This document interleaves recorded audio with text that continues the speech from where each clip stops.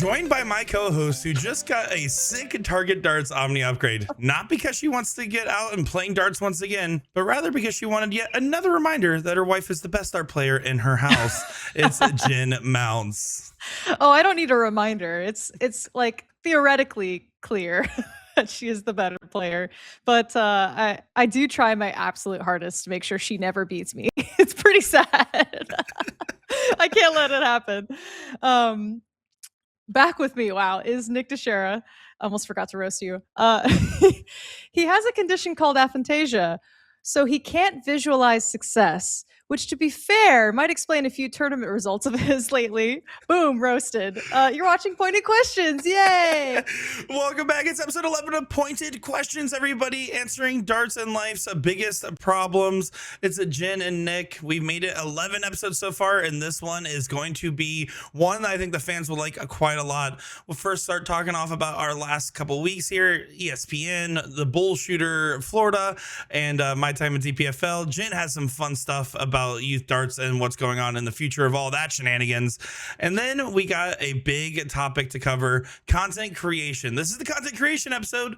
We're going to talk about what goes into making good videos, how we got into making content, the types of content we like and love, and content that we hate and have to do, and everything else in between. And then we're going to answer the biggest question of all, the pointed question of the day: do content creators really help grow darts? Jen, hi.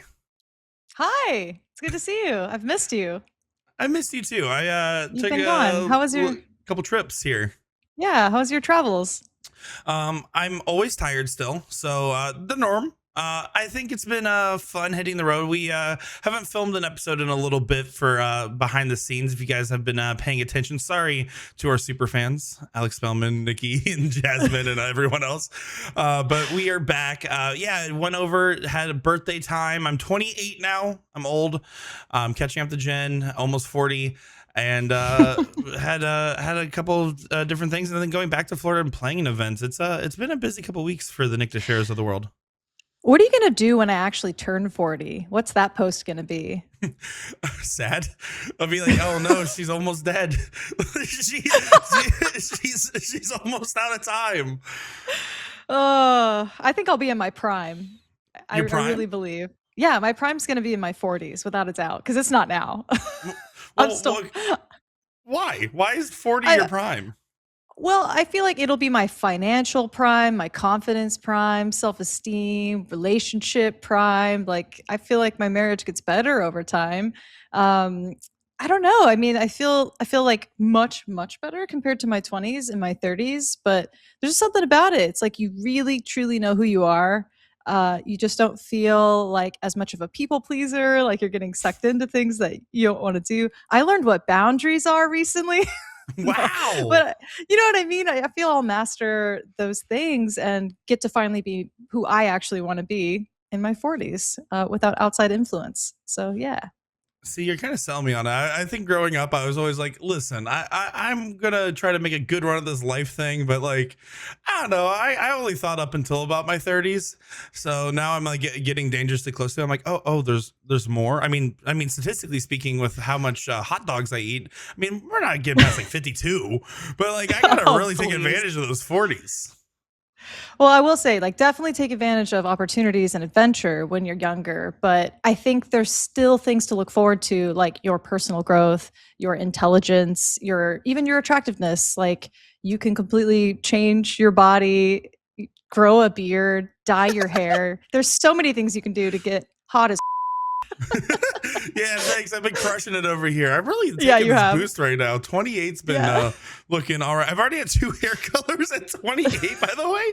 Like, we've already done silver into red. And I'm ready to shave my head. Like, I'm getting close to like the let's shave and have natural hair for a while phase. So TNC might get mad if I do that again. Nothing against your colored hair. I think you have beautiful natural hair color. Every time I see it, I'm like, wow, it's like it's not a typical brunette. It's not a blonde. It's like kind of in between. Like, it's a unique shade for sure. I like Yeah, it. they've always called me a unique shade back in high school. Actually, I remember one time in high school, this was probably late middle school. I was walking around like I wasn't like a fat kid, but I was a chubby boy. And I remember one time I like was walking and like I just like tripped on my shoelace or something and I fell. And this one kid in the background just goes, "The whale has beached." And so maybe No. instead of unique shade, I was the beached whale for a little bit. But we've had a couple different nicknames over the years. Wow, that makes me feel a little better about all the hate crimes that I experienced when I was a kid. It's Oh so funny though. gosh. I really like. I remember even in that moment, I was like, I should be upset, but that was a really good one. like if you stick the Isn't that a landing, bitch? Yeah. you stick the Yeah, people landing. people weren't clever. They just call me like Japanese girl in middle school and then flick a cigarette at me on the bus. And I'm like, damn, they're Wait, not even trying. wait, Yeah. they flick cigarettes on the bus. What are they Yeah. doing with Newports on the bus? Yeah. When I moved to Kentucky, that's when I discovered I wasn't white. So I'm 8 years old and I'm like, race? What's this construct of race? And it just kept getting pointed out to me that I'm not white. And I'm like, oh shit. It's just it was an epiphany, for sure. And yeah, I had to ask my mom to drive me to school every day at a certain point. Yeah, big traumatic bus rider for sure. Ooh. I do love that you're never going to be the Japanese allegations if you keep posting pictures of you in a kimono. By the way, you're really not I know, helping that one. actively posting only very traditional historic Japanese photos right now. It's No. such a choice. Such a choice. No, I'm not in touch with my Korean side, but I am Korean for those that are wondering. Nobody's ever guessed my race correctly, but it's okay. You guys would know she's Korean the moment she has soju and you go to Korean barbecue. That is like, and that sounds like a racist bit. No, she locks in. That is the elder Yeah. taking care of the children. I really appreciate how much you tell this story because I'm in my truest form when I'm sitting at a Korean barbecue table with some tongs in my hand and some soju in my belly. I black out, but it's a great time. I've been told.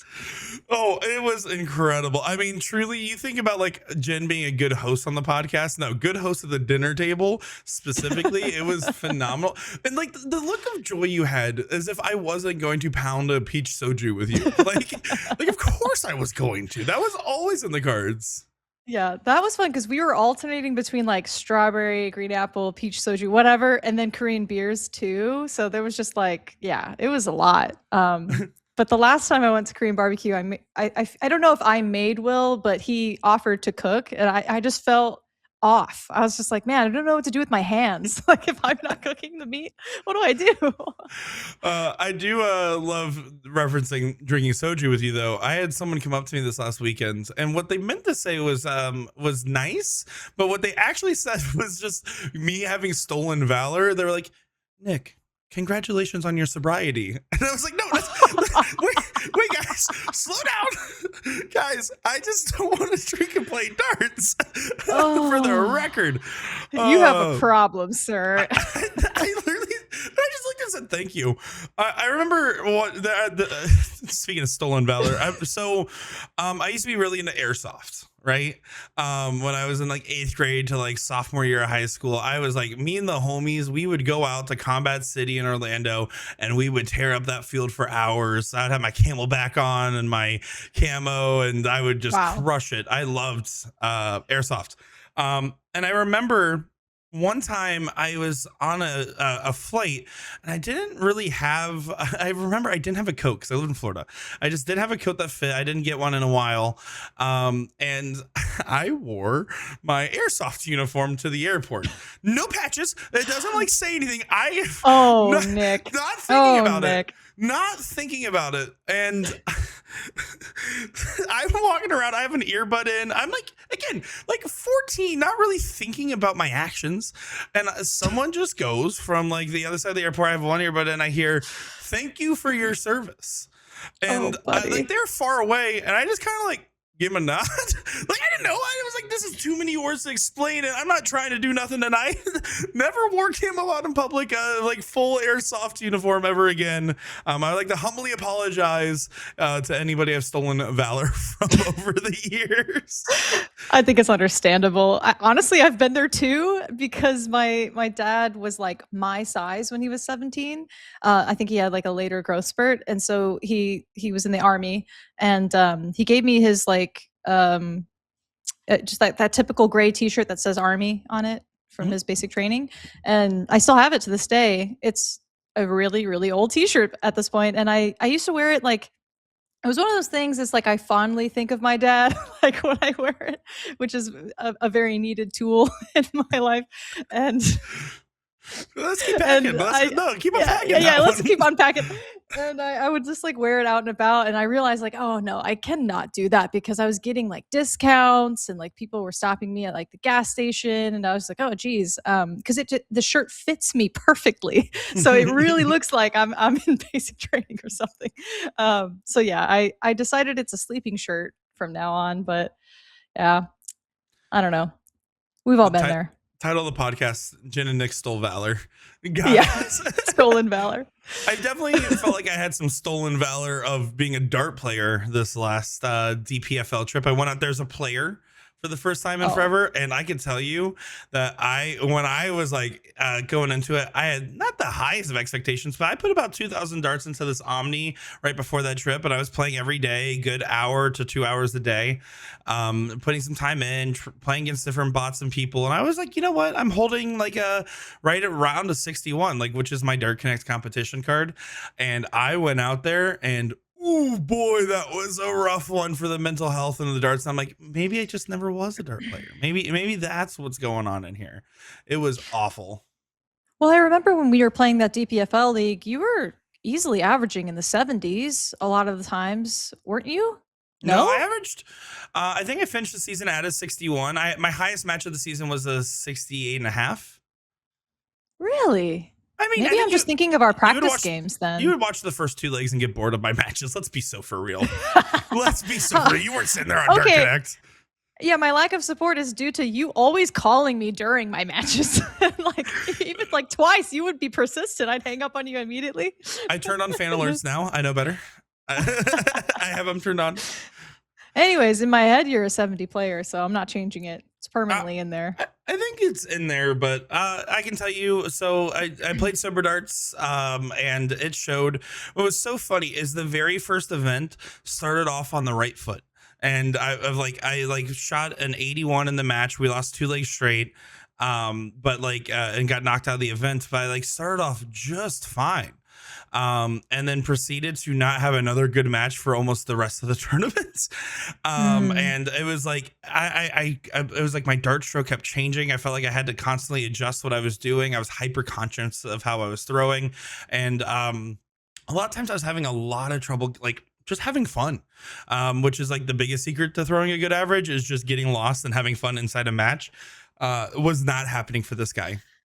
Well, there are prerequisites that go into being able to let your hair down and let loose and have fun. So it's not something you can talk yourself through. Like you have to, for one, trust your throwing mechanics and not be thinking about them. And you and I are overly analytical and we like to intellectualize things. So it's just a recipe for disaster for us if we're not comfy.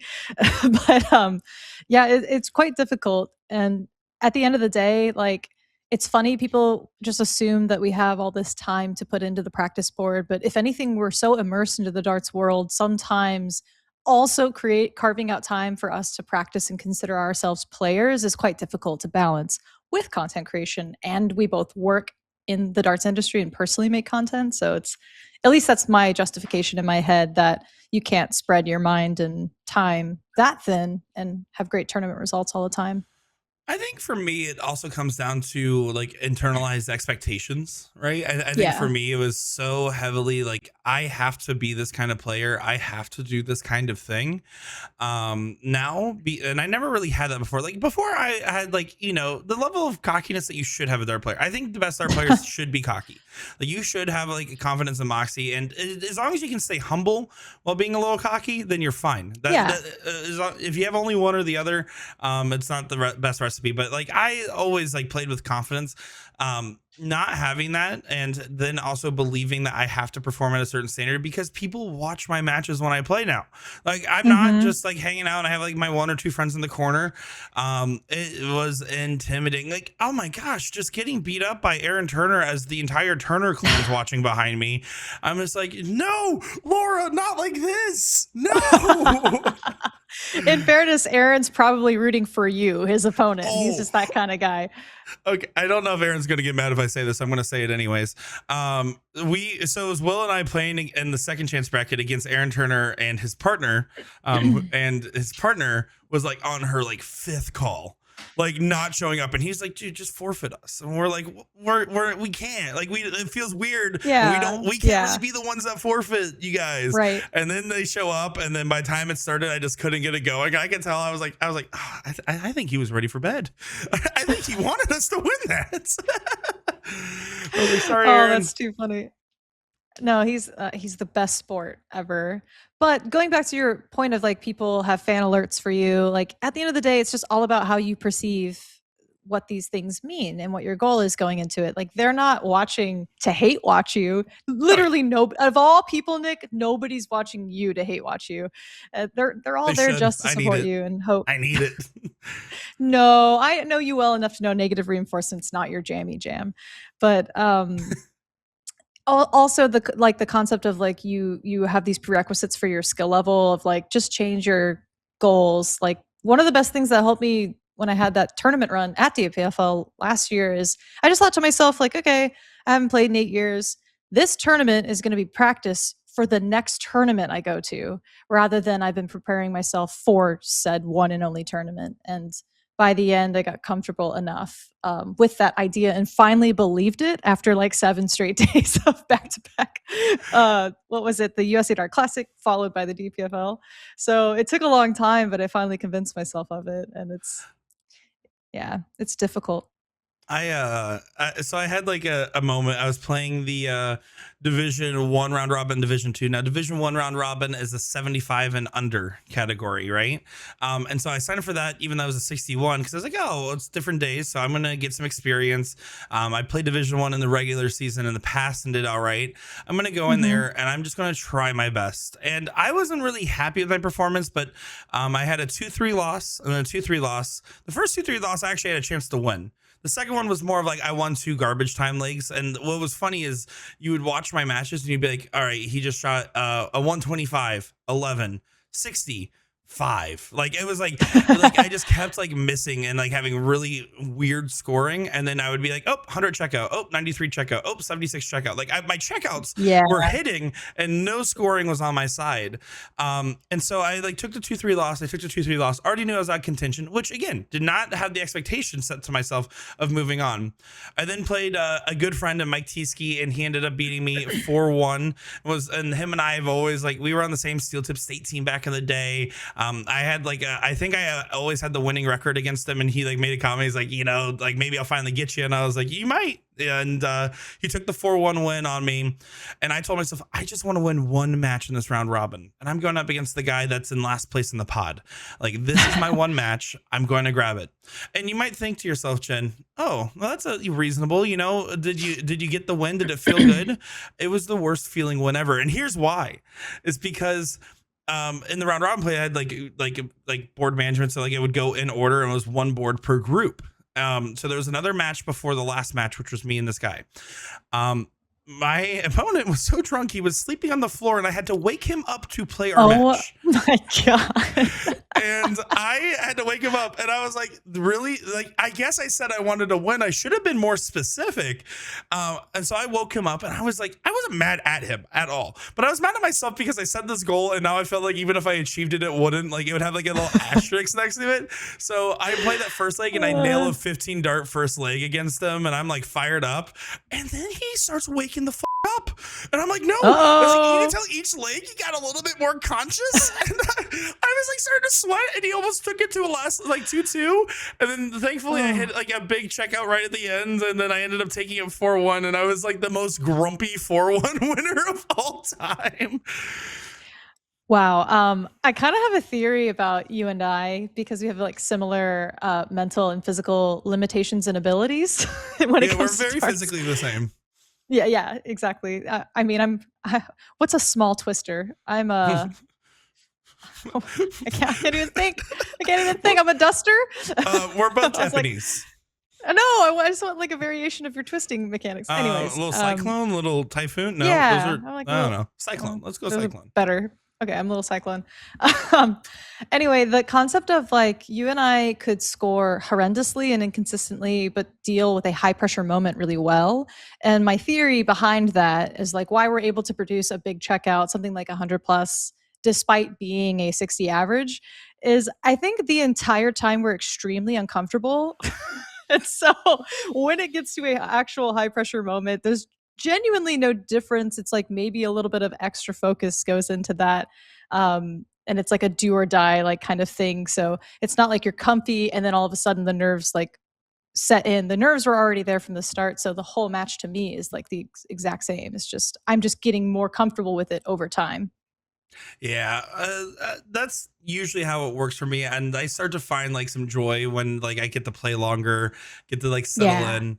The other round robin travesty was the division two, and this is where like my like heartbreak was in full force on the dartboard. I win my first match 2-1, and then there's only four matches in this group, so I won 2-1, and then I play my next match and I sneak out a 2-1. I take a 1-2 loss.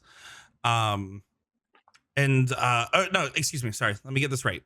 There was four of us, three matches, 2-1 win. I started off. I was like, all right, good win. Then I take a 2-1 loss. And so I'm going to my last match, and the one guy won all three of his matches. All I had to do was win my last match. I'm the last match of the pod. If I win two legs of the three, I'm in. And I'm playing against Russ Bucket Lewis, a good friend. And you know, he already thought he was eliminated because he lost his first two matches. What he didn't realize is that because of the way that the matches played out, is if he actually won 2-1 and had the highest average, he would win on a tiebreaker. Oh. Yeah, that's how our pod was that close. And he actually had the highest average in our entire group, but lost both two straight. We go and play each other. We're in the first leg. He's sitting on a double. I check out 93, and I let out like a celebration because like I'm like feeling it. I start the next leg with with a 140, and I'm like, all right, this is it. I got it right here. And then I fell apart. Like I couldn't score above like a 45. I was missing darts so wide, setting up singles for doubles. And he like wins the leg, and he already thought he was eliminated by losing the one leg. So he even like kind of like made like a comment. He's like, hey man, like what are you doing? You got this. Like being very nice. His entire family's background I'm also friends with, as like they're like he rallies and then he plays a really well last leg and he beats me, and I knew I was eliminated at that point, and he did not realize that he was in yet. I lost, and then I proceed to have him say, hey, can you sign my hat? And so then I signed his hat after the loss, which we talked about before the match. And it wasn't rude. It wasn't trying to be disrespectful. But like, Okay. I was still like, I was like, that's fine. And I knew him. Like, I wasn't mad at him at all. I signed his hat. And then I hear Adam Savada and like Jeff Smith and their table say, Nick, come here, come here. So then I come right after my match loss. And I walk up and they're like, so what's all that twisting about? I'm like, what is happening right now? This is the worst day ever. This sucks. I hate darts. I want to go home. Don't like it here. So losses feel different when you are on the radar, you know, a little bit. This is why I go by the Cyclone, because it's just way more badass. And it is. They're like, oh, look at no the twister. No one's gonna question me. The twister. Look at the twister. But I will say for me, the highlights of DPFL was I mean, I really had so much fun playing with the people I got a chance to play with. Playing with Marcus Zara, playing with Jasmine and Will. And particularly I had the most fun playing with Nalani Terrell. I mean, that was just such a good time. Nice. Yeah, she was all in on cheering for my 2 marks in cricket. And like I remember at one point I had to go for a trip 15 and hit a single 3, and I turned around, she just gave me a thumbs up. That's hilarious. We lost in terrible fashion, and she literally goes, Yeah, so you want to sign up for the second chance? I'm like, if you want to, I'll keep running it. So it's about the people more than anything else, I would have to say. And that was like I was glad I got to end playing with a partner that really helped remind me of how fun it is. Like, she's 16, she's sober, she literally missed match starts against Paula Murphy to move on to the quarterfinals or the semifinals of the Oh, silver event just before we played our event. Like, and she was still smiling and playing. And I'm like, you know what? What's my problem then? yeah.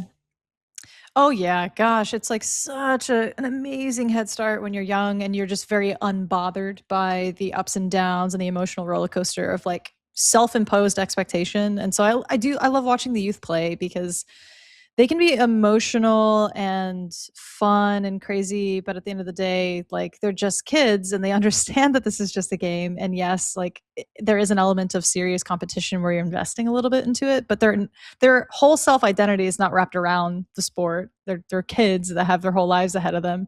But the little bit that I've observed of her is that it's just a matter of time before she's just like consistently doing deep runs in the adult women's side for steel tip. So I was really excited to see her growth. I got to play against her in that DPFL league last year. So I think she's tremendously improved just on her average since then. I think it's something like a 10 PPR jump easily, if not more. So it's exciting to see that skill grow quickly with her. And then the attitudes are already solid. So yeah, good stuff. Good recipe for a great player.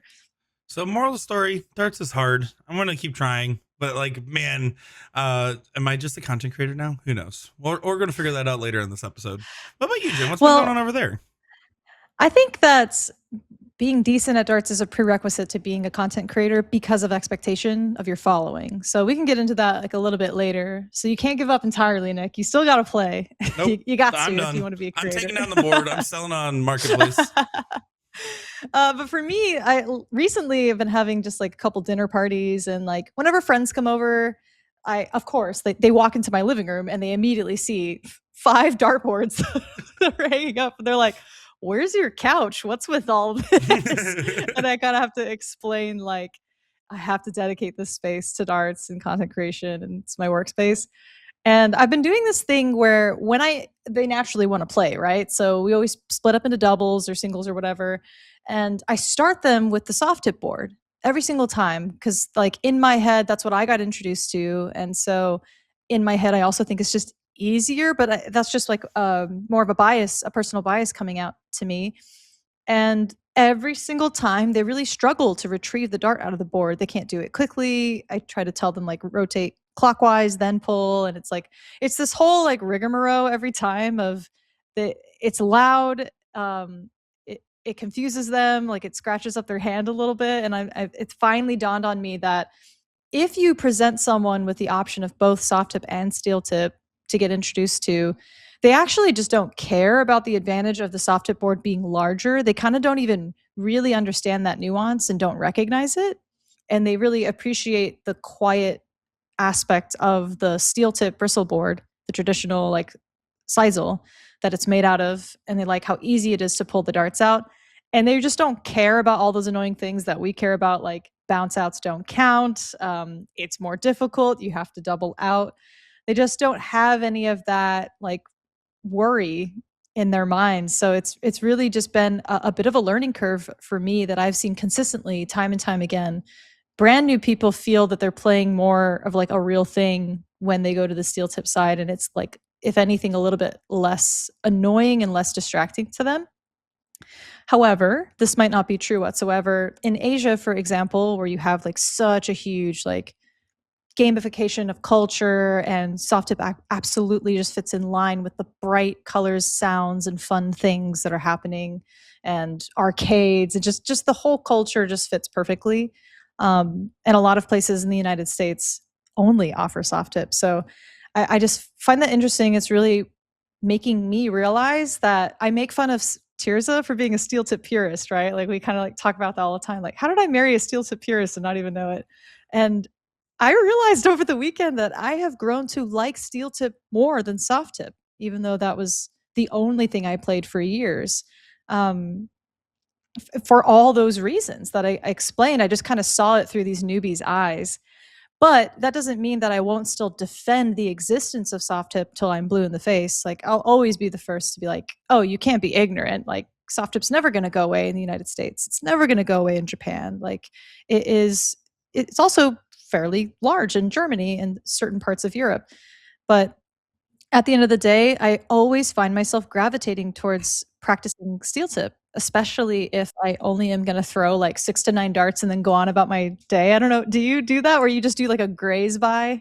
Like hit the Um, treble 20, hit the double 16 a couple times or the So bull? before the dartboard just moved over here, but it was right on this wall, and that's the Yeah. door that goes from my living room to my kitchen and my bedroom and everything, right? And so I used to do this thing where I would be like, okay, you can't go to the next room till you hit 100 or more, and sometimes I would throw it in the first 3 darts and like go about my day, and sometimes I'd be there for Yeah. like 10 minutes. So Yeah, yeah. I definitely used to do like impromptu like drive bys, yeah. Yeah, I was hardcore, man. Back in the day when I was homeless, living playing darts every day, playing darts for a living. I wouldn't let myself go to the bathroom in the morning until I've done a full practice routine. Because Oh, I read in the Philippines that they are hardcore believers that you develop the most muscle memory first thing when you wake up and right before you go to bed. And so I was experimenting with that concept, and I did a full like 20 to 40-minute routine before I let myself like go on about my day, before like yeah, before I went to the bathroom in the morning, and then I would do that also at night. So it was crazy. that's not where I expected that to go. Like I thought this was like simulating pressure. You're like, all right, I gotta get there before I get there.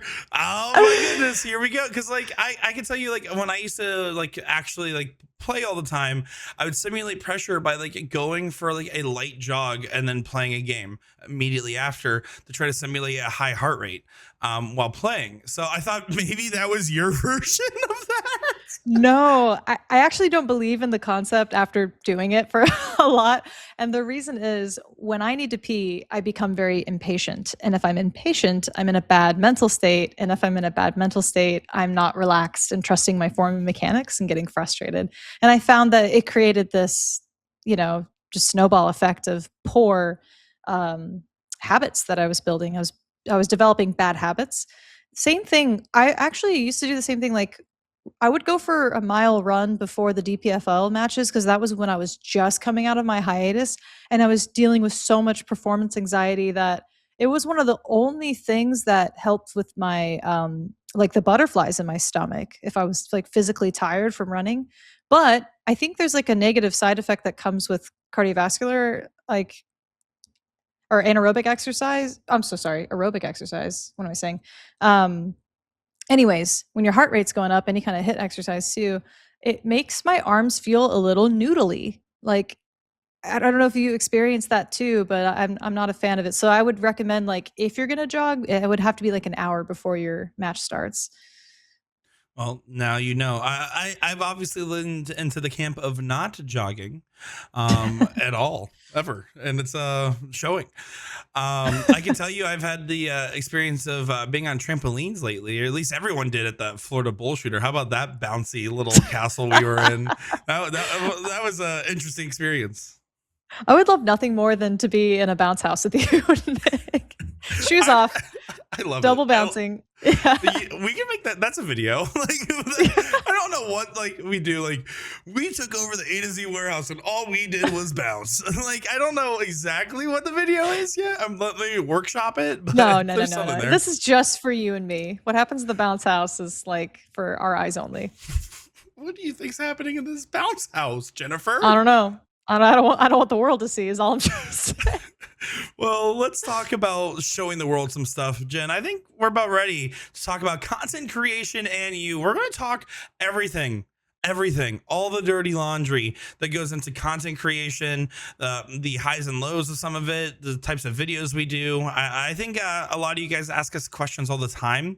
And I think this is a great episode to really dive deep into everything about the contents and stuff that we do. So, Jen, why don't you start by just talking about like why did you personally get into like content creation, kind of your background with YouTube and everything else? You know what's crazy is you proposed this to me like, like an hour before we started filming today. And I was like, oh, I need to like think about this. I had never considered why I do the things that I do, especially when I was 23. Well, 21 actually is when I first started playing darts, but I don't think I started making videos till I was 23. And this is gonna sound so sad. I genuinely think I started vlogging out of loneliness and out of a need to learn and put out information about darts because you couldn't find anything anywhere circa 2013. No websites, hardly any managed Facebook pages. Like, I never had social media and I had to get it in order to learn anything about where a local like tournament was going to be or leagues and find other like-minded people. I was driving an hour north to Everett. I was driving to Portland, Oregon, like a couple hours down south from me. Like, I was going all over Washington trying to figure out like where are all the tournaments? Like, how do I learn about it? It took a lot of effort, and there was no like lived experience out there of I foolishly thought you could play darts for a living, and I was attempting to give that a go. And I started vlogging my experience of like, okay, here's the recap of the Portland Open, here's a recap of the local like WDFL state tournament or whatever. I didn't really do like I didn't naturally want to do product reviews or anything. It just kind of got put upon me because of sponsors. But the personality content, like personality marketing, was something that I just did naturally without thought. There was nothing or no one pressuring me to. I think it was born out of true necessity. Um, but and no one else was really doing it. So, I mean, I would love to go back to the archives and kind of figure that out and see like, was anyone else that was a traveling competitive pro making content, like actively making content? Not even David Fadden was really doing it back then. Honestly, I don't know. So it was insanely easy to develop. Okay, I'm overselling it. It was fairly easy to develop a following, truly just out of lack of competition, and definitely like female creators are a dime a dozen, even today, even with the explosion of social media. So yeah, I think that's my experience in a nutshell, and it's taken off like crazy since then. But in your case, you were definitely a super fan of content creators well before you made darts content. But I know you've always been a fan of creation in like other realms, right? Like video games. Yeah, so you're talking like 2013. You're like, I'm gonna pave the way for darts YouTube, which is not actually what your thought Yeah. was, but like you were doing Yeah. it right. Yeah. 2013, I was still a Minecraft YouTuber. So like for me, it was like growing up, and it's so funny because I've like tracked down like the butterfly effect as far as I can go. And so this is gonna sound like it doesn't make any sense for a minute, and then we're gonna like I swear it circles back, but when I was in middle school, I started making friends with some dumb boys I went airsofting with in Stole Valor. And with that friend group, we all started like playing like Call of Duty and stuff like that. There's like circa 2010, 2011, like 10 to 12-year-old boy stuff. And what was funny is as we started getting really into those games and I started getting into this friend group, they all got Xboxes. My dad, ride or die PlayStation guy, right? And so all my friends would be on Xbox Live, and so like my in school friends, even though we would sleep over, we'd hang out, and it didn't actually affect the individual friendships. I didn't actually play games with them like at home very much, and so that kind of like started to like leave me with the need to like fill that gap a little bit more. And one day I watched a YouTube video. I don't remember if it was Paul Soares Jr. or someone else, of this game that was in alpha called Minecraft. And like, it was like in alpha early stages. I looked into it. And so I was like, you know what, I'm going to get it. And I remember my dad just like bought an upgraded computer. It wasn't like a gaming computer, but it was enough. And so he bought like a pretty decent computer. And I got Minecraft, and then I started going on to the like Minecraft YouTube because I was like, well, I don't know how to survive in Minecraft. This game's hard. I started like watching videos on there, and I started watching Minecraft YouTubers, and then I was like, I think I could probably make some videos in Minecraft. And actually, my very like first early videos weren't even really Minecraft. I had some Call of Duty, like zombies stuff and other things. But basically, I taught myself how to download fraps, not even pay for it. I pirated that. I learned how to pirate software at like 10 or 11 years old, downloaded fraps, and I started screen recording myself playing video games with my little crappy headset. And eventually, I saved up and bought the OG Blue Yeti at the time, and like bought a microphone, and I just started. This There's guy your blue right here. snowball. No, no, that's a snowball. I sprung. I went one tier above that. And I started recording myself playing video games, and then I started going on the Minecraft forums and finding other like-minded other 13-year-olds, 12-year-olds, and thankfully, wow. Got zoo tight. I started finding other ones that weren't adults pretending to be kids. By the way, we actually got on a lot of Skype calls back at the time. Definitely could have been down a very different pipeline. And we started. I was like, you know what? Like, let's all work together. And so then I started Wild Diamond Gaming, and like we all had a shared password, and we would take turns uploading videos onto that channel, and like Cool. organizing projects and like giveaways. We had our first podcast at the time, and it was all of 2 episodes. Guys, it really is hard to hit 11 episodes. Okay, we really worked hard. And then yeah, from there I got really into it. I did it for a few years, but like I probably made a couple hundred videos, and nothing really came of substance. And then fast forward, I'm in high school and I was in a journalism class. And last second, one of my electives opened up for TV production. So I decided to switch from journalism to TV production my freshman year. And I took that for 3 years straight. But I did not. I did not attend high school my senior year, and that's when I learned the fundamentals of shooting. They gave us all our own camcorders. They gave us Final Cut Pro, and then eventually they got us all certified in Adobe Premiere Pro at the time. And that's where I learned how to start making videos. I made some skits back in high school, and I realized, oh, I really like this. And I thought for a long time that like I was going to be a screenwriter. This actually was one of my jobs I thought I wanted to do. No, I learned I did not want to do that. That's hard. And I didn't really think about it much else until it got near COVID, and I started streaming myself playing video games. And then I was like, well, I'm going to stream myself playing Grandboard. And I started playing Grandboard. And then again, kind of didn't really think about it. And then the CSC happened, and the rest is history, right? Mm. But that, I mean, I got into it because I watched it and I consumed it. But I have not had a cable subscription my entire life. I watch more YouTube than any other platform. I Yep. probably watch 1 to 4 hours of videos a day, and that's including like like when I'm cooking, I have a video playing in the background. When I'm going to bed, I put on a 30-minute. Like I've been falling asleep to history videos again lately. So boys thinking about the Roman Empire, right? But I just love it. I love everything about the Such a creator boy economy. thing to do.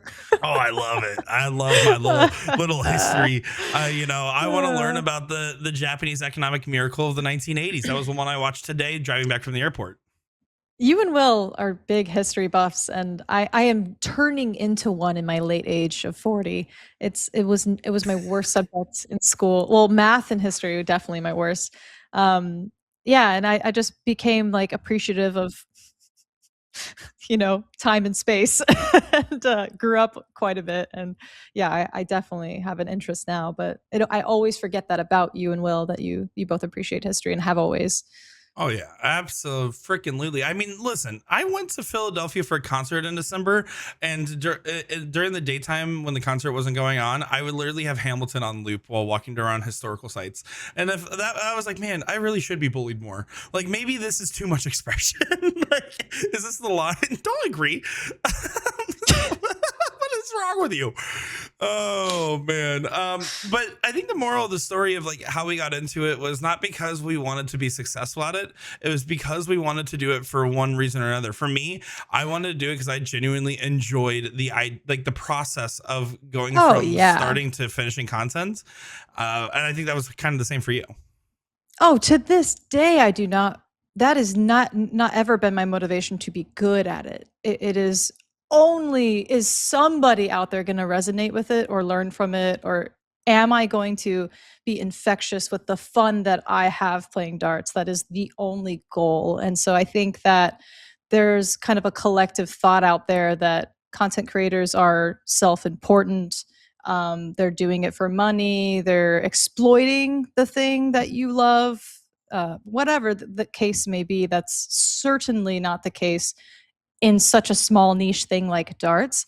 Like, I mean, I certainly feel like secondhand embarrassment to a couple of female creators out there who are essentially just using sexuality exclusively to make content, or it's like completely staged like checkout and then just like shaking their tits after. Like, obviously I'm Like Will with his 180 cringing in my videos today. seat. I'm just saying.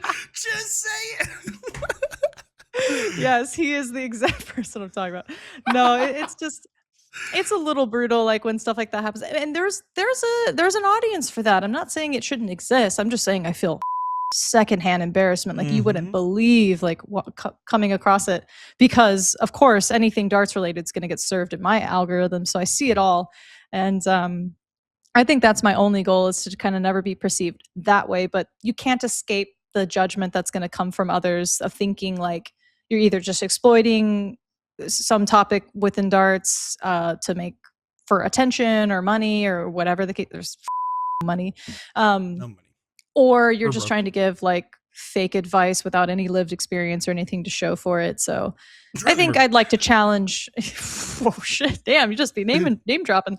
I think I would like to challenge those two things today with the pointed question later. Yeah, and again, guys, we'll be talking about content creators and how they help grow darts. I think for a lot of people, there's now this like, there was always a stigma, I feel like, around some like content creators. Yeah, And it's about like getting started and everything else. Like, you know, when is someone allowed to start making content? Because God, I hate it. I'm gonna rant for a second, because I saw like some, especially like looking at some of the newer creators that are getting into the space, this like weird gatekeeping culture of, well, you haven't played darts long enough, you haven't won anything, you haven't done this, you haven't done that. Like these false set of prerequisites. Yep, we nailed it. That they have to hit to be able to be a viable content creator, which is not true depending on what kind of content you're doing, right? Now, if you're going there saying this is what you need to do to be a pro and you're not a pro, yeah, okay, maybe yeah, it's not it. But when you're going out there, and an example I give of a creator that's doing it particularly well, obviously some bias here, but Jazzy Clark Darts, right? In the last 8 months now, she started posting videos, and you can tell from 8 months ago the initial like, hey, this is just my experience. I went over to this tournament, I did this thing, here's a clip from the live stream. And now it's like the evolution of that content of like showing personality, doing like TikTok trends with different players, going there and asking random questions and playing dart legs, and just like going there and really kind of just like celebrating the game. Like, it's not, there's not really even any particular stances. I mean, hell, one of her videos was just showing that she got a Bulls Black advantage board, and that's all it was, right? And it was like, what drives me crazy is like, you look at creators like that and other up and coming creators and say, oh, well, why do they get to make a video? Well, because they put the time in and edit. That's as simple as that. Like, I don't understand this. You have to be this level to start making content mindset. Yeah, it's brutal. I think like it should be incredibly obvious the tone of the video the moment you see it. So if someone is genuinely just sharing their passion and they're excited for the things and the fun, cool toys that they have, like even for myself, I have a long-standing rule with myself. I will never do a product review on my own just because. I will only ever do that on my corporate pages because that's my job. They pay my whole entire livable wage to make sure that I'm doing certain things in an appropriate environment. I also don't like doing product reviews, so you just won't find me doing it naturally on my own. But it doesn't mean that I couldn't get paid someday personally to do those things. It's just that even for myself, like showing how, and I was like just surprised that Tirza was like really excited to like go down this road of like auto scoring with Steel Tip. She knows she wants to play 501 with me more, right? And even just doing those couple of posts, you just have a long slew of being like, auto scoring's terrible for the game. Why are you trying to push the Omni on people? Like, you're going to get that kind of reaction. It's like, no, I'm just really stoked that my wife wants to play more darts with me. That is the tone and the message and the call to action at the end of this video. And then I was just like, well, now I am going to push this product. All these, like, Are you really telling me that chalk is the answer to teach and excite young Hmm. people at how to get starts? If I may, I know. Okay, can I You rant may. really, really quick? This is a safe space. This is off topic, but players don't suck at math and counting and arithmetic because they have auto scoring. Players don't suck at math and arithmetic and counting because they play soft tip darts. Players suck at those things because they never apply themselves to learn said thing. You can do both. Both things can exist. They are not directly correlated with one another. A soft tip player is literally never setting up to double out ever. They don't have any experience regardless of whether the machine is counting for them or not. They're not putting themselves in an environment where they need pattern recognition and to do subtraction. And the same thing goes like, yes, auto scoring is going to do it for you, but it doesn't mean that I can't also take the time to make sure I'm counting along the way and then using it to double check my math or using it to initially learn checkout routes, but then rely on my own memory and develop pattern recognition. You have to apply yourself to gain these skills. They don't just happen because you're forced to by self marking. Trust me, I have been traveling and competing against people that have been playing steel tip darts, marking by hand, chalking, who can't count because they still don't apply themselves to learn their multiplication tables. They don't learn proper routes. They don't use flashcards or games or 121 practice routes. It is a separate skill. It doesn't just perfectly happen because you play 1,000 legs of 501. If you're never thinking and trying, like even some really, really talented players, I can't tell you how many times I've watched them go for treble 20 when they should clearly be going to the treble 18 to allow themselves more darts at a finish, or they don't even it out. They don't go for a treble 19 to even the score in really obvious situations where you would want to do that because your missed dart into the 20 or whatever is going to allow for better combinations after. So I could go on and on and on. I'm just saying, like, just because there was an archaic way of doing it that kind of forced you to sort of learn, it doesn't mean that people are going to perfectly figure it out. Because at the end of the day, we're not teaching people the proper tools and skills outside of just playing to be good at counting. Myself, like, and you screw up, like that's just going to happen, and no amount of lack of auto scoring or auto scoring is going to change that. So, if you want to be an incredible counter and never leave a bogey out again, like you have to sit down and study and practice and apply yourself. So, I'm just so sick of it, man. Yeah, idiots. Get together. Get together, you dummies. Learn how to count. Watch Ugh. Alex videos. He makes videos. He does a great Dude, job. he makes so many videos. I'm not even saying don't be a dummy and learn how to count. I'm just saying don't be ignorant and blame soft tip and auto scoring for people that never learn multiplication tables and never learn checkout routes. Like they still don't know, regardless of whether auto scoring's happening or not, dude. The average person isn't great at counting. I think that's bang on. People like to have these takes, and here's the thing: I will challenge anybody that has this like elitism mindset of this is how you have to learn math. This is why auto darts is bad, and everything else.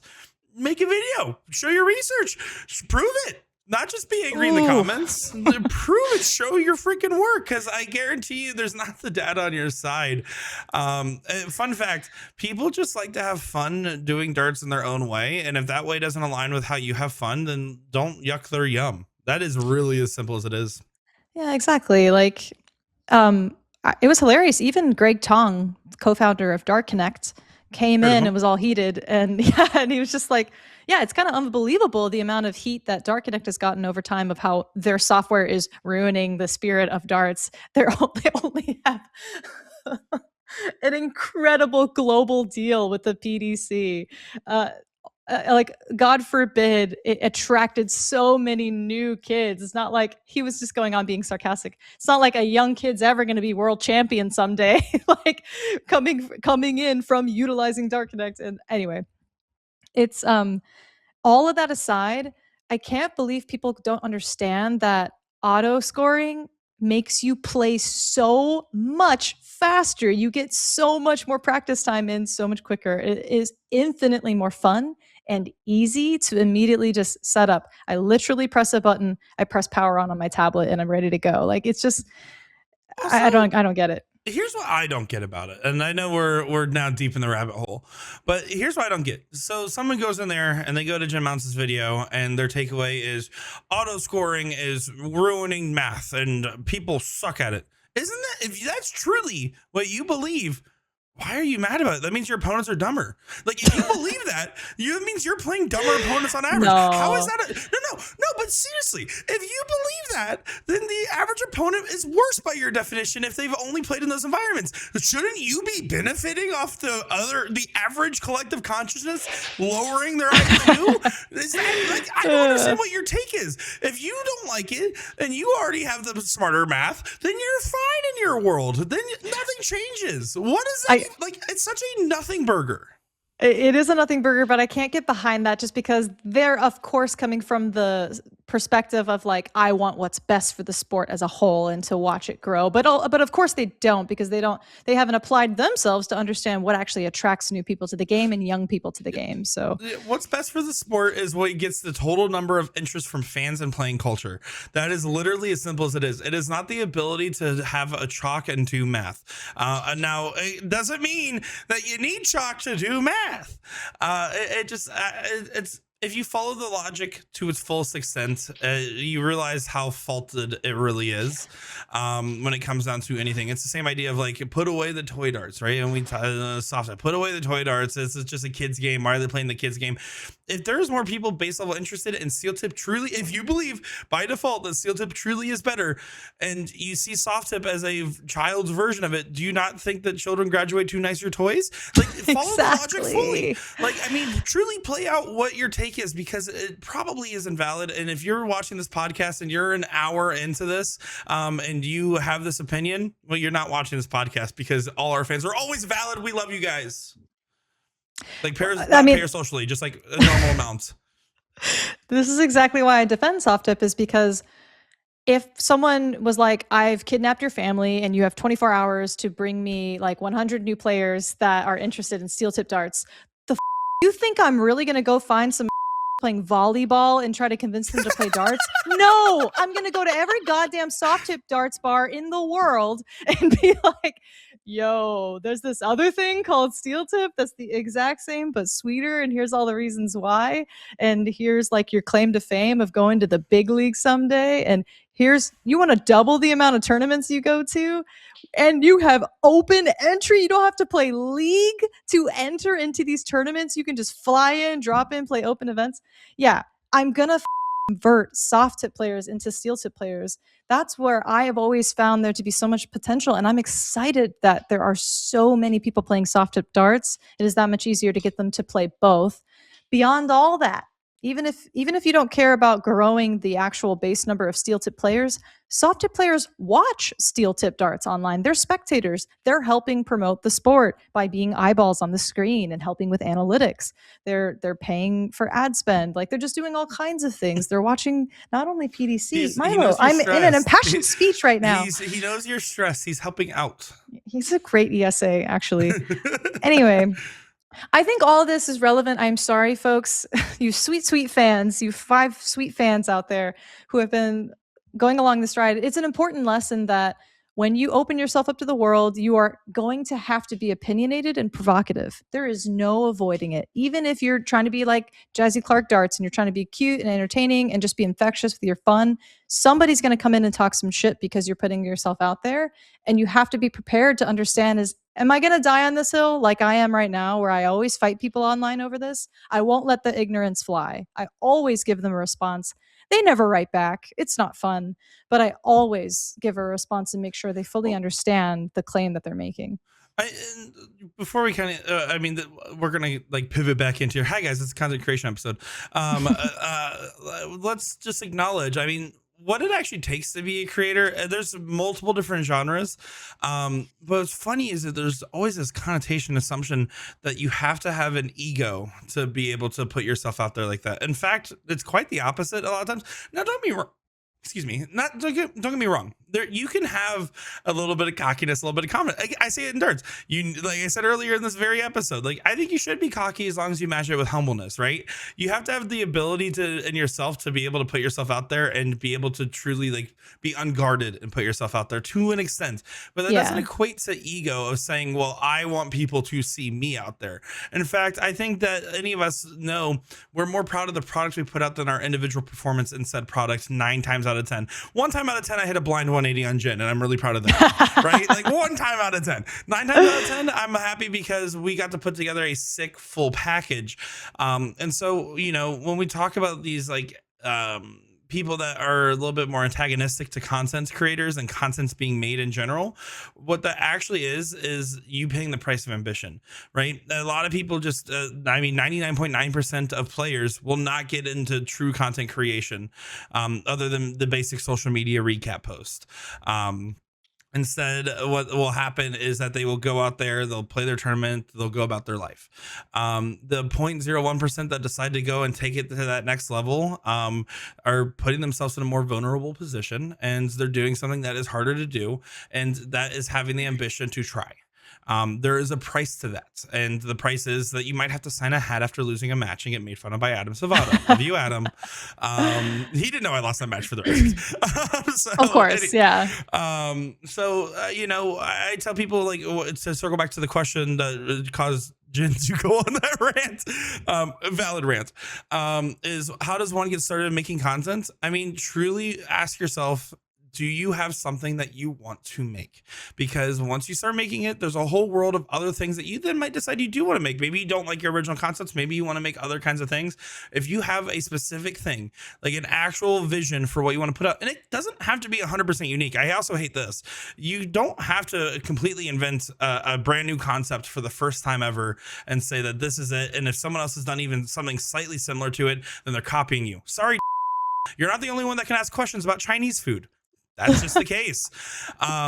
Instead, ask yourself, is there something that you truly feel inspired to make? Is there some way you can also help try to make it a part of your own identity, whether it's just through your personality of how you do it or specifics of the content itself?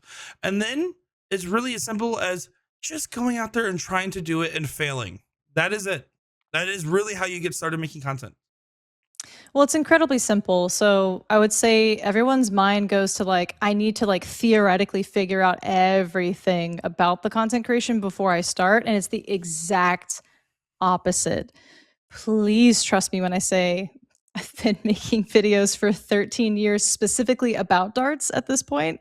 And the one lesson I continue to try to teach myself is to create what I call down and dirty content, meaning don't overcomplicate it.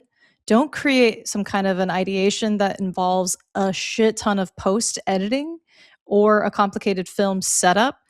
At the end of the day, don't sacrifice, sorry, don't sacrifice ideation, but sacrifice quality to a certain extent in order to just get things done, especially when you're first starting. And just don't even for a second worry about equipment. That is something I, as a professional content creator for a corporation, I have a team that we discuss equipment and we're worried about it as a corp. Like, I am never worried about it as an individual person. It is completely fine and understandable and even preferred by viewers for you to just hold your cell phone in front of your face. So if you want to do what's called a talking head video, where you're sitting there and you're a floating head and you have things to say and you have a funny, cute personality or just an interesting way to execute an idea, calm down, Nick. Just get it done. Just try. Yes, I will say with certain platforms, you can be punished for having a ton of content that doesn't perform, but don't stress about that. Get into all the nuance of that way later after you've made 100 videos. Then start thinking deeply about what your exact content strategy is. If you're starting from literally zero, just please, please, please don't theorize. Like, I think, sorry, go ahead. No, I was going to say, I'm just going to take that like a step further, like to the actionable item, because Jen is absolutely right. The more you overcomplicate, the more you'll just never do it because you'll never be ready because there's always something else to learn. What I do think to take that away though is like, if you do have a really complicated idea, it doesn't mean never do it. It means write it down, right? Write down these ideas. I don't care if it's a notepad on your phone, a sticky note on your computer, a piece of actual paper in the year of 2026, Nikki Hinshaw. When you write down these different ideas, you can start organizing them by your feasibility to be able to do it, right? And just pick the one that you feel the most inspired by, particularly ones that you know you can start and finish pretty easily to get going. You'll get into the rhythm. You'll start learning by doing. Because if you paid it, just like Jen said, like if you're getting caught up in the metrics of what's best for the individual platforms, especially at the beginning, you're not going to be successful. If we only went off based off metrics of platforms and the best way to do things, this podcast would not exist at all. Like it just simply wouldn't exist. And you can spend all this time theorizing, but if you spend so much time learning without doing, you'll never actually get anything of substance with how much it changes. I mean, Jen, you, me, Will, a couple others used to have meetings 4 years ago talking about our SEO and strategy for YouTube and content and matches. 90% of that's changed. Totally irrelevant now. Yeah, 90% is completely different. And that was a learned behavior of mine as a leader, that was a huge waste of company time. Like I set and created SOPs and training guides about how to elevate SEO with YouTube, and it is completely irrelevant now. All that matters when it comes to content creation is the retention and watch time. Yeah. Your hook, you need to think about the first 2 to 3 seconds, your exact verbiage. Do not waste the viewer's precious time. You have to clarify exactly what your video is going to be about immediately. And if you can take it one step further and give yourself credibility, and that could be with 3 words.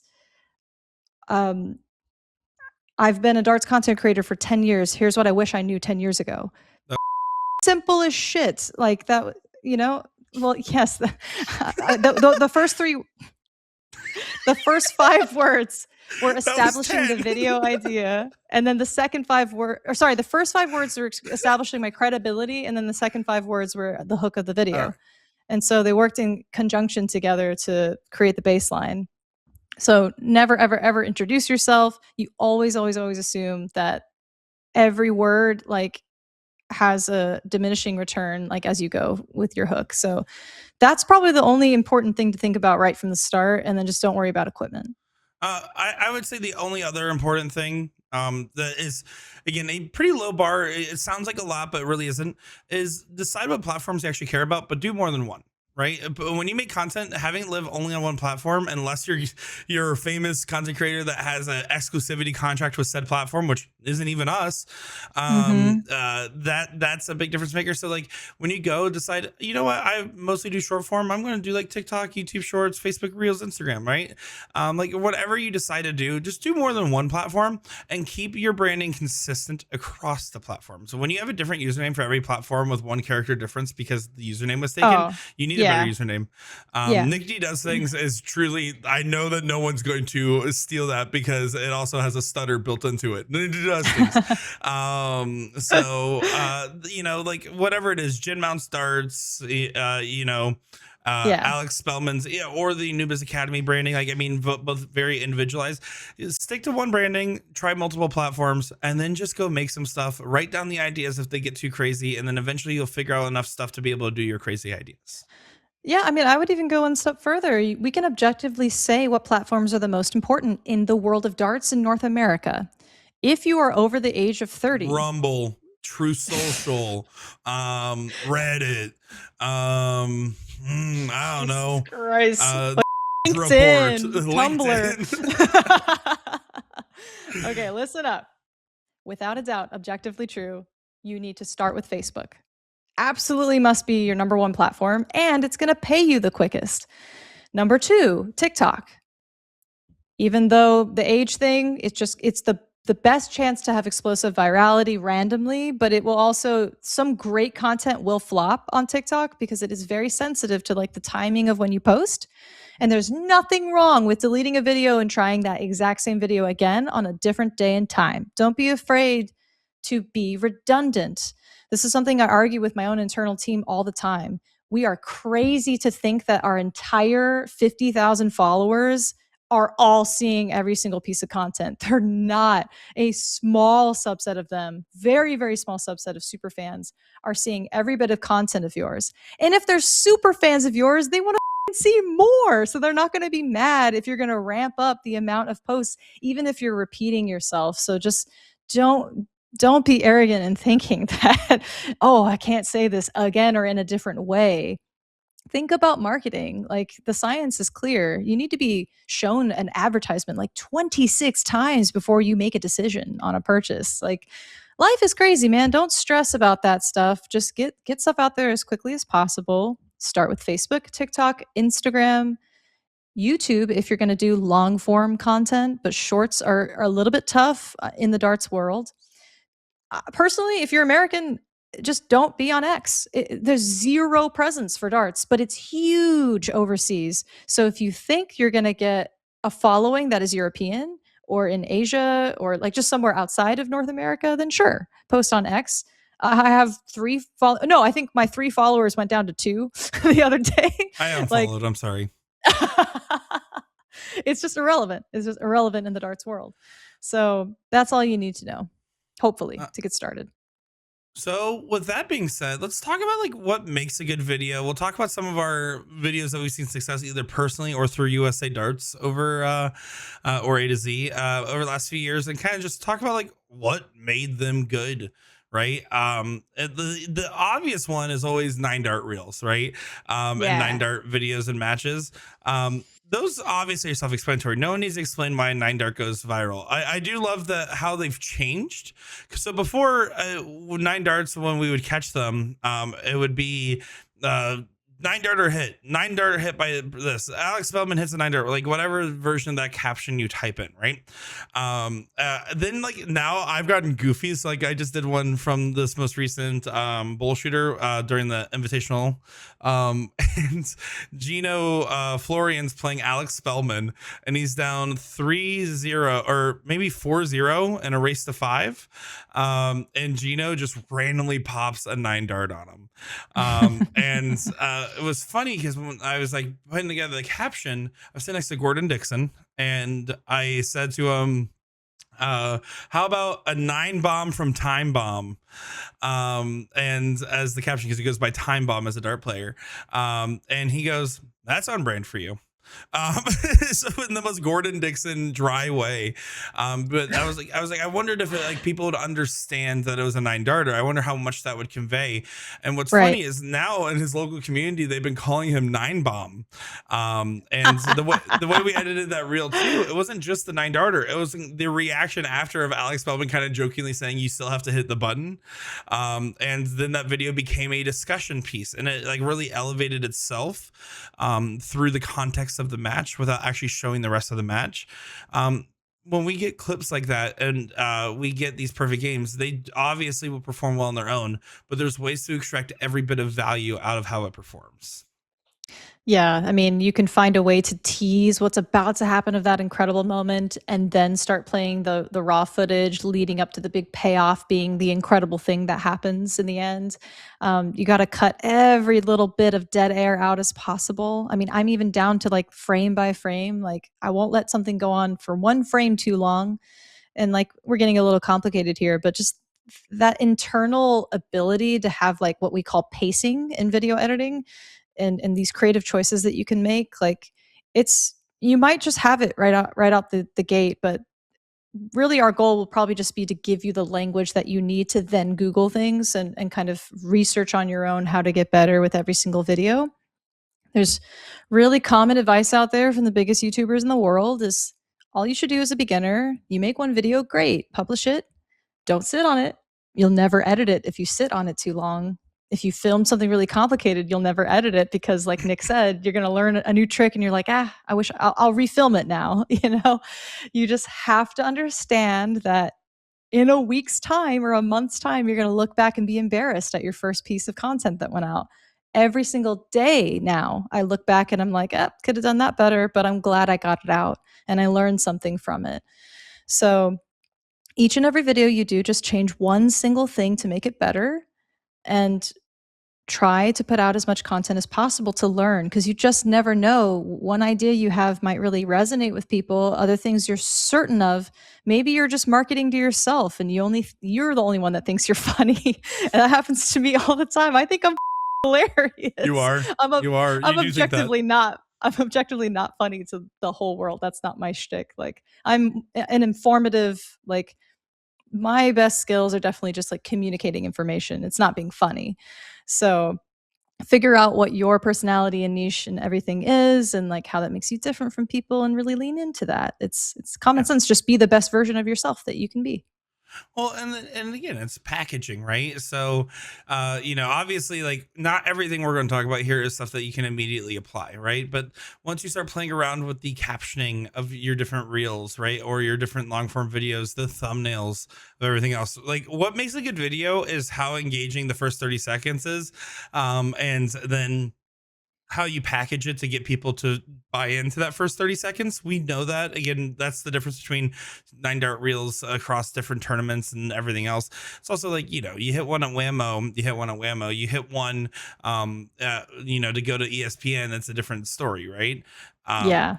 and then, there's certain things that are just out of your control. Sometimes good content's good because it just naturally happens and you get the Mm-hmm. opportunity to capture something. I mean, Ram falling in that foot race is the freest 70,000 views I've had in my entire career, Jen. Yeah. That was so free. And you can't predict that. Just like you couldn't predict Robert Main falling off the stage at DPFL and getting a free 2 Yes. million views, or Scott 180 Harris also floor. 180 floor. The You can't gift that keeps on predict. giving. You just can't predict stuff like that, like to happen. Which kind of falls back into what makes a good video is always being ready to capture a moment. And obviously, like those are, one was just recording something random happening at like outside in a parking lot. One was the rest were like from live streams. But when we even record this podcast, I recorded for the extra 5 minutes before and an extra 5 minutes after, typically in case something really funny happens. 99.9% of the time that footage gets deleted, and that 0.01% of the time I caught the thing I've always wanted to catch, because there's so many times where I wish I hit record just a few seconds earlier, because sometimes what makes a good video is the part that you could have never planned for happening. Oh, absolutely. I mean, the coolest thing about the darts community, like people who consume content for darts, they have incredible sense of humor. Like, it's so easy to have funny things go viral, specifically in darts. And like, we love to make fun of each other. My entire friendship with Nick and Will is us like just obsessively like ripping on each other. It is just a guaranteed aspect of like how we are convincing people to want to get excited about playing darts, and like making fun of your friends, and like in a lighthearted way, nothing crazy. The crazy stuff happens off camera. The Oh, unforgivable oh stuff. yeah. You really got to stop using that word, by the way. Like off camera, there's some Uh, words you use. Like, yeah. I mean, that's another thing about the darts community that you have to lean into. Like, they're incredibly crass. Like, there's just no escaping it. Like, if you're a prude, this isn't the industry for you. It's just there's a little bit of that. We ride that dragon from time to time. Nothing crazy. I got a little crazy during COVID, but outside of that, I'm pretty proud, I think, of my content record. Um, of being genuinely authentic and trying to actually be helpful and get good information out there. So if you're if you're either happy with how entertaining you are making your content, or you're happy about the information you're putting out there, then you're crushing it. You're nailing it. Like, it's as simple as that. Like, why would you make a video? Are you doing it just to copy every other content creator out there? Do you not even enjoy it? Like, don't do it. Like, the well, success isn't worth it for sure. and then there's like other kinds of videos that like I'm gonna kind of shoot off a couple here and kind of talk about what makes it good versus bad real quick. So like player interviews typically will never do well, and at best you get a really good soundbite from that interview that you could use, especially in other forms of content, repurposing it. Occasionally you'll get Mhm. something, but 99%, I keep using that percentage, is it doesn't work. But then you get something like John Page at the Las Vegas Open, where it's more of a story that's being told via the form of the interview, and really introducing, setting up, and then executing the entirety of the concept. And John saying, "I'm not disabled. You are a dart player with no hands," right? Like you get impactful moments, and that's more of a story being told through the guise of an interview, versus something like what's so funny is like we've come up with some pretty complicated videos and challenges and shorts.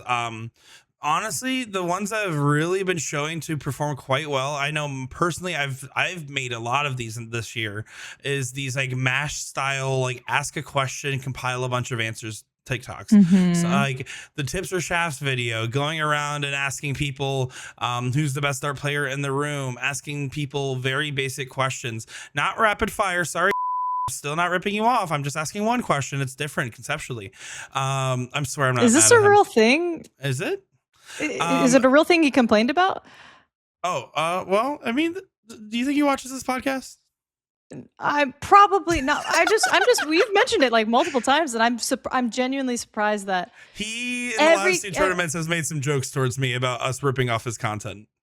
well, if it's jokes, it's jokes. But at the end of the day, we're all incredibly unoriginal. None of this is like from off the dome. All of these are Hmm. actual trends that exist in every other industry. Literally nothing is unique. Like Yeah. it's just simply not possible. Like do not be so arrogant to think that interviewing a player is a unique thing that's your shtick. It's like Yeah. saying like people can't have an eagle on their jersey. Like it's arts. Everyone's gonna have an eagle, a No one can have a bull. fruit jersey, Like though. I mean, this no, is yeah, off nobody can limits. have a fruit jersey. Yeah. This, unfortunately, is like If you're copywritten. wearing fruit, yeah, if you're wearing fruits on your jersey, you're gay. That's without a doubt. Oh yeah, no, but jokes aside, there, yeah, having like those basic mash things where it's like super simple in concept is honestly like what makes a good video is a concept that can be understood and a promise be delivered, right?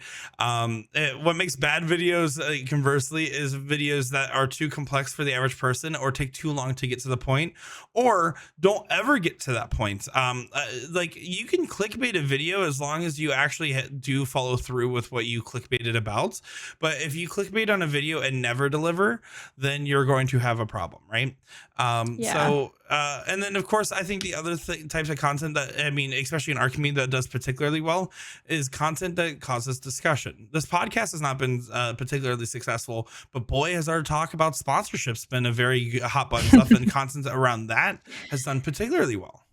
It depends though on what you define as like what constitutes success, because if vanity metrics are what you're out for, you want the largest number of impressions, engagements, and like comments and people engaging, then that's one thing, and there's a reason short form lives for that. But what Nick and I talk about all the time is like a podcast like this is really hyper nitty-gritty granular information about darts stuff only for the biggest super fans. And so of the very small subset of people that watch it, they probably have a much longer like retention. They're watching like pretty far through. This is the kind of stuff they could never get in other forms of content. Nick and I are never going, you know what I mean? Like this would never work as a planned specific short form where we only filmed for short form. Like this kind of conversational style thing is always going to be like less successful from a vanity standpoint of metrics, but a great thing that we're offering like our biggest followers for sure. uh, Endless hours of enjoyment. I mean, Endless, endless hours. We're on episode endless, 11 forever. of multiple hour podcasts. Yeah, it would take you all day long to get through them all. So we're a Harry Potter marathon at this point. Oh God. But yeah, yeah. Did you know Tom Felton on Cameo costs $1,000 for a cameo? Wow, good on Yeah. him for even putting that out there. What would you Yeah. ask him to do if you had that kind of cash to throw around? Lower his price. Probably. That's probably what I would do. Jeez. Yeah. Anyways, you just brought that up and it just like stuck in my brain. I was like, I have a Harry Dream. Potter thing. Hey, $1,000 dream guest on our podcast right now. Let's go halvesies. For 1 minute, by the way. Could you? That's Could all you? you Oh get. my! Let's Yeah. get him to say something crazy about darts. Should we trigger the Um, Europeans? Still to purists? what Oh, there's so are many we things. trying to like wait, so in your world you're like, what dart players will really hate is if Tom Felton had a hot take about auto scoring. Yeah, I want to divide. I don't think we're polarized enough in darts. Yeah, yeah. I Well, want to divide us. I think there's too much respect in darts, and we need to focus on Yeah, losing it more. That's probably what I would say is a good starting point here. you're so funny. And only super fans would get that reference. It's just Yeah. oh. Yeah, and if you signed a Um, sponsorship, you're a bitch. All right, Sorry, guys. but you're right. These mashup style, you go out and you film the same concept with a room full of darts players at a tournament and put it together. It's my favorite series of my own too. I've loved the What Sound Does a Dart Make, matching songs to players' personalities. But without a doubt, my best performing short was the $1 hat trick challenge, where I stole other people's darts and gave them $1 if I could hit a hat trick with their darts in Nebraska, and that was highly edited video, so it wasn't easy to put together. It wasn't conceptually easy, but it was a huge payoff, without a doubt. Good thumbnail to go with it. And I think I threw like 30 people's darts and probably picked the best 12 takes or whatever. And it was just fun to do. And it's like, nobody gives you any, I don't know how you feel, Nick, but nobody ever gives me hassle about being on camera if I try to make it like not so shove camera in their face. It's about them. Like, I'm more including them in on my fun, and I Yeah. never had any issues with people.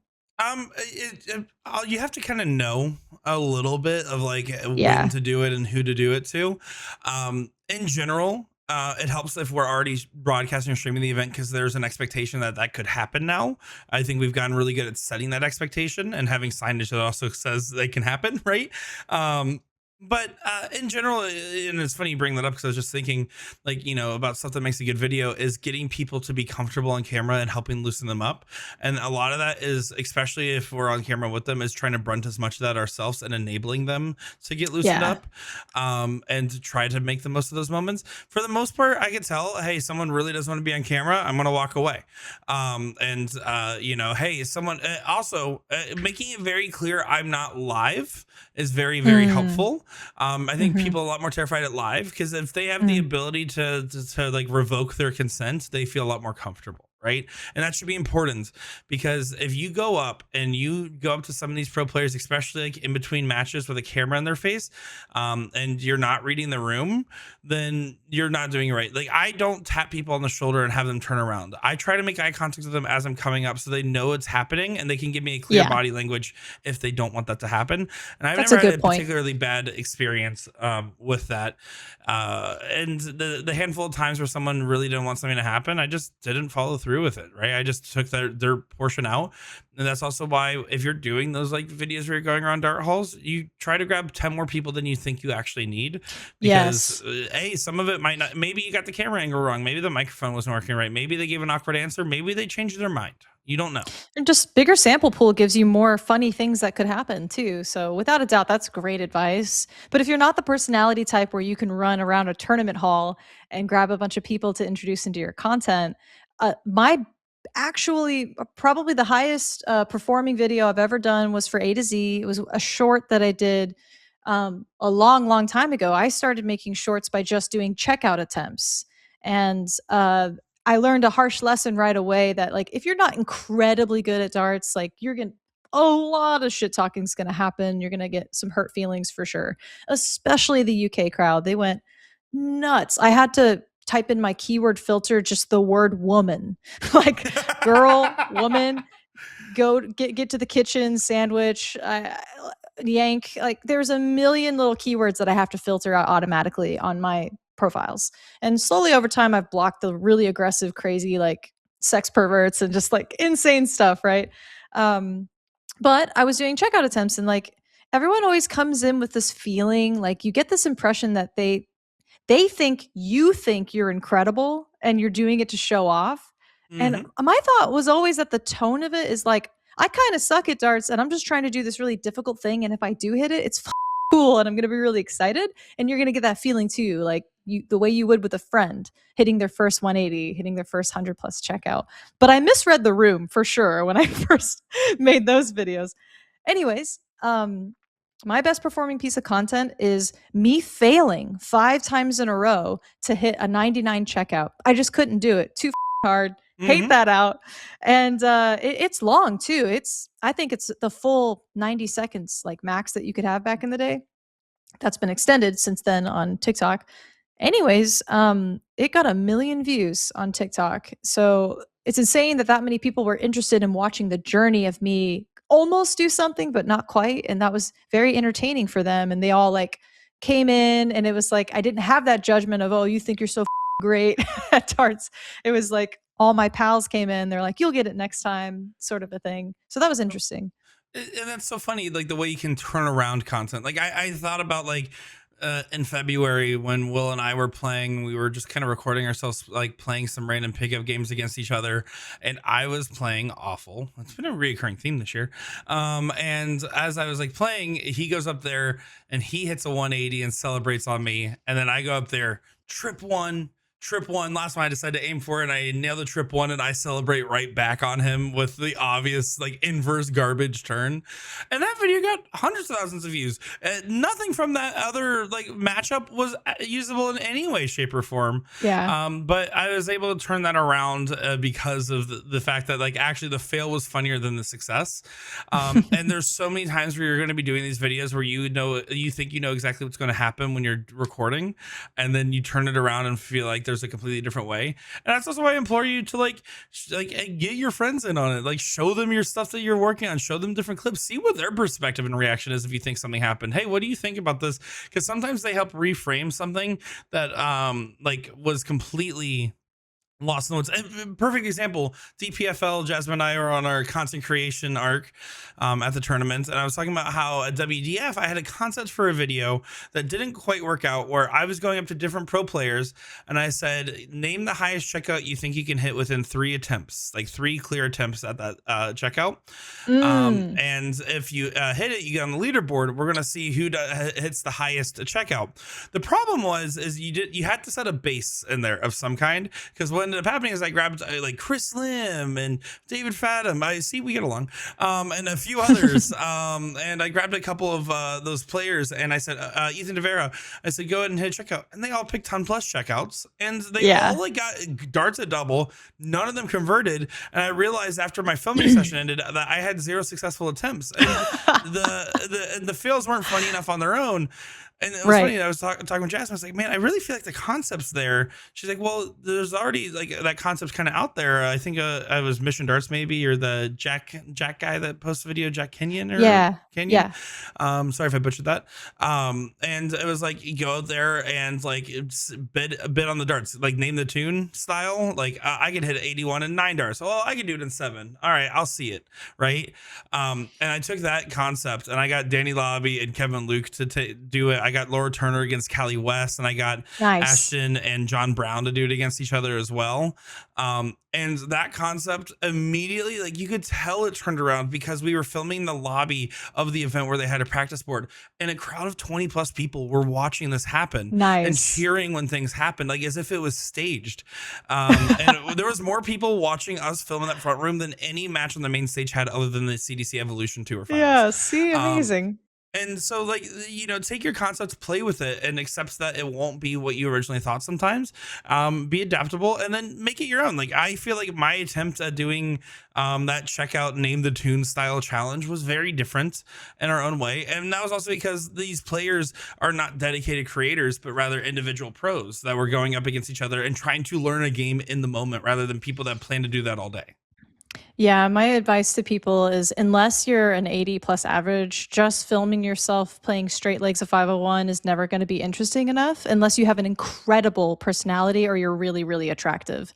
So those things just don't happen like in tandem with each other usually. And that's why challenges work so well. And they're just fun. I have endless ideas of like all these challenges I'm going to surprise Tirza with, because it's so perfect too, because she's gotten to my skill level. So it's like very even, like where the competitiveness is, we don't have to handicap now. So it's just, I can't wait.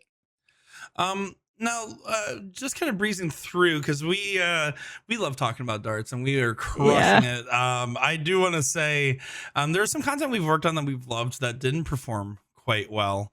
And it's so funny because like when you have content like that, you have to kind of ask yourself, well, first off, you should always make content you're proud of, right? So if you made something and didn't perform well, boo-hoo, hopefully you enjoyed what you created. That's the point of it, right? The perfect example is this podcast. This podcast, by every definable metric other than some of the individualized reels, has not been statistically significant, which is so funny because this podcast is by far the thing that people talk to me the most about when I travel to events nowadays. And I haven't told you, like, talk Right. to you much about this, but the last couple of events I've gone to, people go and the people used to tell me I like your podcast. They meant they like commentary because they just interchange the word very commonly. Oh, Um, interesting. Nowadays, like, no, hey, I listen to you and Jen. Like, hey, I haven't watched every episode, but listen to this one the other day. Or, hey, I put it on for 20 minutes because I happened to catch it live. And it's so funny because of how low the metrics are, but how much the actual core community really resonates. And the whole point was this is for us and then for them. And so, like, just because it didn't perform well, doesn't mean that it's not worth doing. Because I could tell you, Jen and I were having conversation the other day about the future of this podcast, and I said, honestly, having this outlet has been so wonderful with the, otherwise like struggling to be able to truly converse my opinions. And this kind of has created a pseudo safe space of that. Yeah, it's also just like what we said in the very beginning, it's an excuse for us to get to hang out and chat, and it's, like, very focused, and we don't talk about work. We kinda just can't, and it's like, I guess I didn't realize how nice that is to have that kind of outlet as well. I love you Um, too. but you have to be really careful with your time allocation if you have hopes and dreams and goals, and so, like, the biggest thing for myself that I was telling Nick is that, for folks out there that are just freshly new to content creation, unfortunately, YouTube is doubling their requirements for monetization starting February of next year. So instead of 4,000 watch hours, which is already really, really difficult to do, you're going to need 8,000. That's for long form, and then shorts, you have to consistently get 20,000. Or I'm so sorry, 20 million. 20 million 20 million views every 90 days, which is like, or sorry, 20 million to initially get monetized, and then 10 million views every 90 days after that consistently. So it's near impossible for us at the level that we are. But I've that's the kick in the pants I needed to get really focused. And not that I'm of course going to ignore my Facebook, even though that's my main, has always been my main focus. I'm going to have to kind of stop worrying about it for a little bit and just go super heavy on YouTube. So that's my hope and dream, is to finally get monetized. I've poured my heart and soul into my corporate accounts for so long, putting in my best work for A to Z, USA Darts, even like Magicware and the other things I'm involved with. And I'm finally ready to do all the ideas I've always wanted to do, because all the stuff I've done up to this point is like me quarter assing it. This is not even me trying really hard, and it makes me feel so sad that you and I and Will can have so much success without dedicating a specific plan towards content creation. We could be so much more influential and in front of so many more faces and having a bigger community of people to laugh and talk with. It bums me out that it's so much smaller than it could be. So I'm gonna make some sacrifices personally to be able to pull it off. And I have a ticking time clock now. It's like either I do it, and if I don't do it, then that's the answer I need, that I can just chill and just enjoy my time, my free time how I want. And we can podcast Yeah. 4 times a week. Yeah, exactly. And it's, talking about our individual platforms and like what that actually like means a little bit. Like for us, it's just as important to our actual jobs that we have some form of success in our individual sakes. The community is too small. There's not enough personalized. I think there's a version that 10 years from now we're having the same discussion, and USA Darts and A to Z Darts don't need individual personalities because they have brand associated personalities. I think of like Linus Tech Tips in that sense, right? Where like they don't need individual creators, rather they just need Yeah. brand hosts that eventually stem off to become creators. That's normally the pathway, right? The big network creators stem off. We're actually kind of doing the inverse. We're trying to develop ourselves as creators to help build up these individual networks and then hopefully ride that up with them. It's the inverse of what you've seen in other content platforms, and other mediums on like YouTube and social media. So for us, the importance of why we want to do this is still going to go back to that fundamental concept of we enjoy it. I mean, that truly is, it makes that a lot easier. But then the secondary part of it is it's the most impactful way to help manage the growth. USA Darts and A to Z being a brand can only hit so much of an addressable audience. we kind of have the responsibility of growing that addressable audience a little bit. And that's the idea. Yeah. It's not like some like true philanthropic thing where like, oh, we're trying to do this for the greater good. Yeah. Also, we do want to be monetized. Rent is due. There is also like some aspects of that. But if you think the $30 a month that I make on my Facebook account is absolutely affecting my decision making, it certainly is not. The only difference it is sometimes when I make a post that would have just been text, I add a photo of Jen doing something stupid. That is the only difference. There's so much experimentation that you can do to figure out what works and what flops. Like I know Nick, you mentioned like there's some projects beyond our podcast that just clearly aren't successful from a metrics point of view. When we go outside the realm of darts and it's not food, that's a no-no. So I would definitely recommend at least 70% of your content should be really specifically like about darts, the darts world. All my travel stuff, even though they're highly edited and like uh, even advice for travel regarding darts tournaments, that stuff doesn't do well. People don't really want to be like prepared for stuff. They want to be entertained. They want to be entertained and they want to learn the stuff that's more like how do I check out 52? That video got 260,000 views when I post. It's literally just me saying, "How do you guys check out 52?" I like to go 20 double 16 even though I can bust on it. I just know I'll never bust on it. And it just one of those interesting things. Like it's one of the simplest uh brain teasers out there. Infinitely outperformed everything else, Um be a conversation starter, be entertaining, give advice as long as you are credible. So it's really that simple, right? Yeah, it is. I think to your other point though about these like 70% model. I mean, Colin Samir have talked about the statistic of like CCN, like core, casual, and new as types of Right. viewers, and your core will tune in no matter what. Your casual is people interested in the topic, and new is people that are new to you or the topic in general.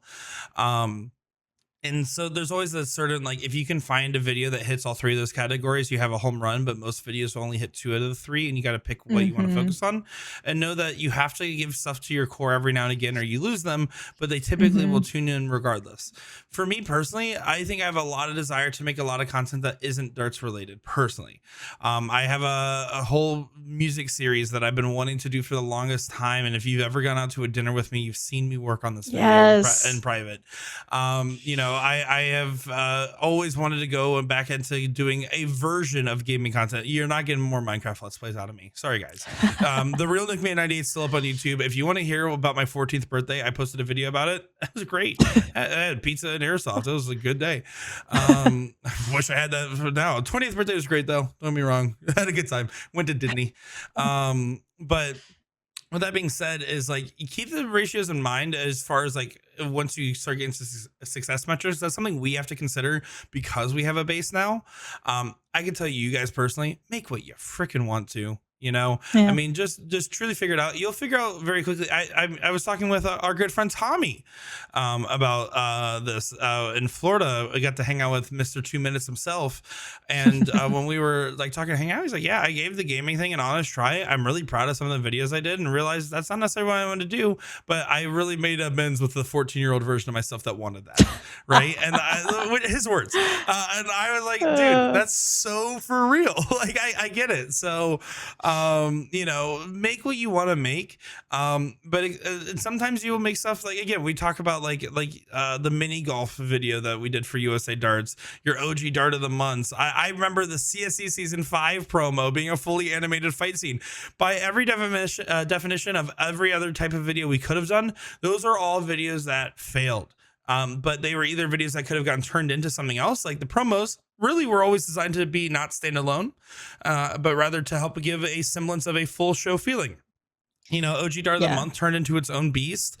And Travel Baggage was like in experimentation and like editing and how we can try to convey different styles of content to our viewers. And mini golf was just purely a filming exercise of trying to coordinate something like that while still also like being in a public setting.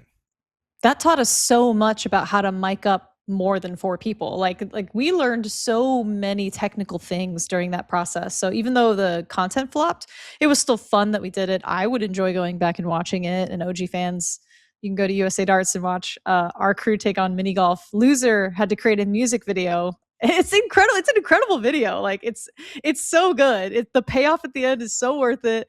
Nick at one point gets down on his hands and knees and shoots the ball like a pool cue and does pretty good on the mini golf course.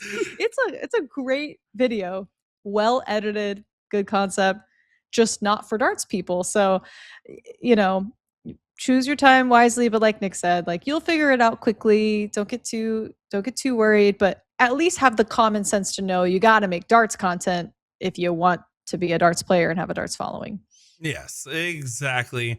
And so I think with that being said, there's one more thing I want to cover before we get to our pointed question, which is how can viewers like actually like help out? Like what matters from a content creator's point of view to what we would love out of our audience. Jen, I mean, please take a stab. Well, it's very simple. You're going to go to YouTube. You're going to type in Jen Mounts Darts. You're going to subscribe. And then you're going to go to all of my playlists and watch Play All. Or you're going to go to the Play Mix. With ads on or YouTube with Premium ads. purchased. Yeah. And then you're going to go to sleep to that. And you're just going to let that run on loop every single day until February 1st, 2027. No, so that does lead me to my first point. Watch time is the single greatest metric of all time for us. If you watch a video all the way through and you're not like hopping in and out of them or even if you watch on double speed, we're only getting half the amount of watch hours. So that's not a trick or a loophole or anything. If you watch on half the speed, we're going to get twice the amount of watch hours. So yes, that's the most important thing of showing you success, that people aren't dying after the hook. They're not feeling like they have these mini payoffs along the way. The initial 30-second retention is what we look at. YouTube has all these amazing analytics. So does Facebook. You can sit and study after you put some content out there if you want, but you don't have to get technical in the very beginning. Like I said, post 100 videos, then let's talk about strategy and figure things out. You have to get good at the skill of filming, editing, presenting on camera. There's no way you're not going to hit a home run immediately. No, and it's funny because like you look at other creators, especially like individual streamers, especially of the TikTok variety or like the old like Twitch variety. One thing that we have never done either from the brand pages or our own is really shill for like stars or shill for gifts or dono links or memberships. And now I think we do have some of those enabled nowadays on like membership and stars. I know I have stars enabled on my page. I think someone gave me like 30 cents the other day when Will beat me 29-1. Thanks. The reason that we don't spend time shilling that stuff is because we truly take pride in the content. I'm not saying that there won't be a version of like where we don't talk about this stuff, like especially once I ever pay up on that charity live stream, I'm going to be shilling for donations the whole time. But we like to resonate with that content because we'd rather the content speak for itself and truly build upon you guys. And don't get me wrong, when I have 10 million followers, I want to be shilling for donations and then set up my retirement plan. I'm cashing out. I'm taking the bag. All right. I'm going to take 3 gambling sponsorships and I'm going to tell you guys all go get addicted to money gambling. And then I'm going to walk away to my nice yacht. But until that happens, right now, we're not going to sit there and say, all right, we're doing a stars giveaway contest, right? That's not what we're trying to do. We're going to do a members only giveaway, which I mean, and again, maybe we do experiment with that in the future. Maybe we don't. But what truly is impactful is that if you get a notification or you see one of our videos pop up in your algorithm, actually clicking on it and actually watching at the very least the first 30 seconds. Even if you're busy, if you put on for 30 seconds and go set your phone down and then tune off, that still helps because the first 30 seconds of how a viewer watches affects the algorithm distribution so significantly. The best metric, of course, as Jen said, is watch time. If you're able to watch something all the way through, I mean, if you're a super fan and you want to go and put us on your TV on mute while you're actually scrolling on your phone doing something else entirely, of course that helps out. But the best thing you can do is just actually engage with the content itself. When you click on our video, Milo, click on that video, dude. Guys, I have vet bills. Help me out. Yeah, he has vet bills. He eats glass. He does eat glass. But click on a video, and then the next best thing you can do is engage, whether it be liking, commenting, or sharing. Those types of things really do matter more.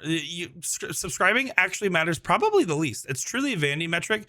The only thing that's Yeah. helpful for is your algorithm getting distributed our types of content and more consistently, and even then that's questionable at times.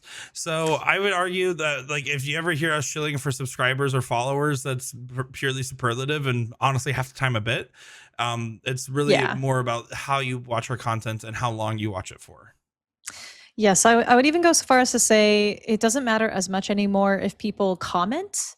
Of course, like it used to have a great impact on distribution, but watch time's everything now. The way the algorithms work, so it's.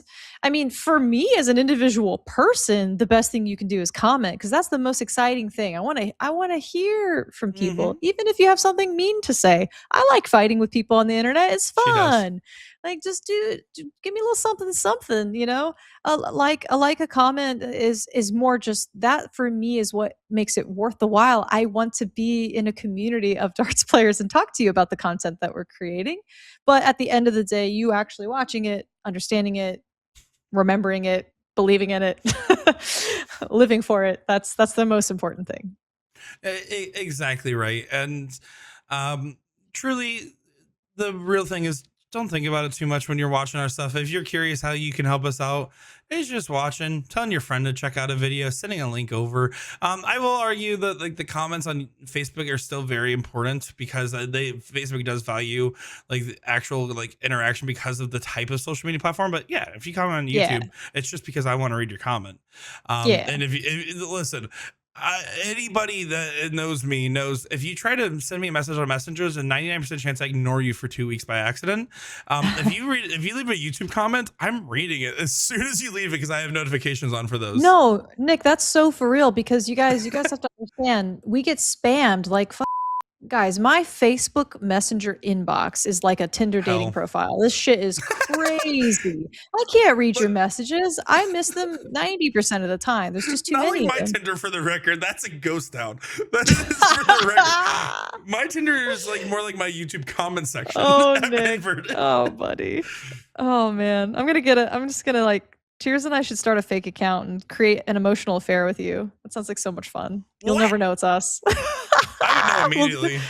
nah, I can smell nah. you guys from a mile away. There's Jen. I would if you have my full consent to try. If you somehow get me to swipe on the right person and interact Oh, with me, you have the. I'm giving you consent to catfish me because I'll figure it out within the first 2 weeks. okay. I'll take that bet. 2 Mhm. weeks? Yeah. Bet. And if not, then there's some punishment there that we'll figure out. I have to be Milo for a week. Um, Minecraft Girl 87 is coming your way soon. No, not Blocky Bits 87. Uh, right. Guys, I think we've covered a lot in this podcast. So we're going to now answer the pointed question of the day. It is, Yay. do content creators really help grow darts? We talked about all this stuff. And I mean, truly, the question really is what place do content creators serve in growing darts? Because I think you and I both have the belief that they do. Some content creators, of course, help. If anything, I would go so far to say they're almost more important than some professional players. Not all, but in America, it's just true. The content creators have a much bigger following than even professional players. It really blows my mind that there is a lack of a super fandom in America. It exists quite a bit on the East Coast, but as a whole, as a nation, it's still true. I look at sales data the past 30 years, guys. People still don't buy signature darts of players. They're really not supporting them in a way that matters. They're not buying their products. They're not really watching their content. I think Alex Bellman and Mike Maloney are two exceptions to those rules, but by all like purposes, I really feel that professional players should have more influence and bigger followings and better sponsorships, but they just don't because they're not creating content. Content has become so much more important. And the reason I think that is true is because darts content gives people a reason to care about darts when they're not physically playing darts. When you watch a match, you see a funny short or listen to a podcast, argue about a checkout. watch someone review equipment, whatever it may be. You send that clip to your doubles partner. You follow a person's tournament run. It's suddenly darts isn't just an activity that you do once a week. It's part of your entertainment and identity when you're sharing that with a community and they're actually talking back to you. Like, pro players, I would say, don't feel as approachable, especially like the super duper famous ones like top 32 PDC. And research into sports social media, like not even recently, in the past like decade, has found exactly this kind of effect. So fans that use social media for things that are including like passion and camaraderie and connection, that digital interaction is going to help people remain behaviorally engaged with the sport of darts. I think there's just so much happening on the surface that we've kind of forget about. Yeah, and it's so funny to watch that evolution. Jean Van Veen has been posting some TikToks. I don't know if you've been watching Yeah, them. I Like, have. I'm annoyed at how good he is at that. Like the Natural, charisma he has natural. on camera, and I've met him in person, and he was very nice and charismatic in person. But like that doesn't always translate to on camera. I mean, truly, I was like, oh my god, you're an amazing dart player, and you might be an even better content creator. This is annoying. Stop it.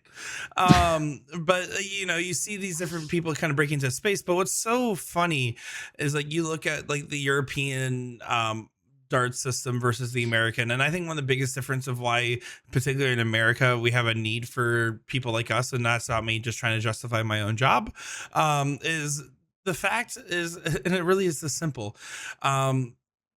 In Europe, there's the televised stages, there's these set systems, there's everything around the culture that builds into darts that clearly gives different points of visibility and different points of platforming people.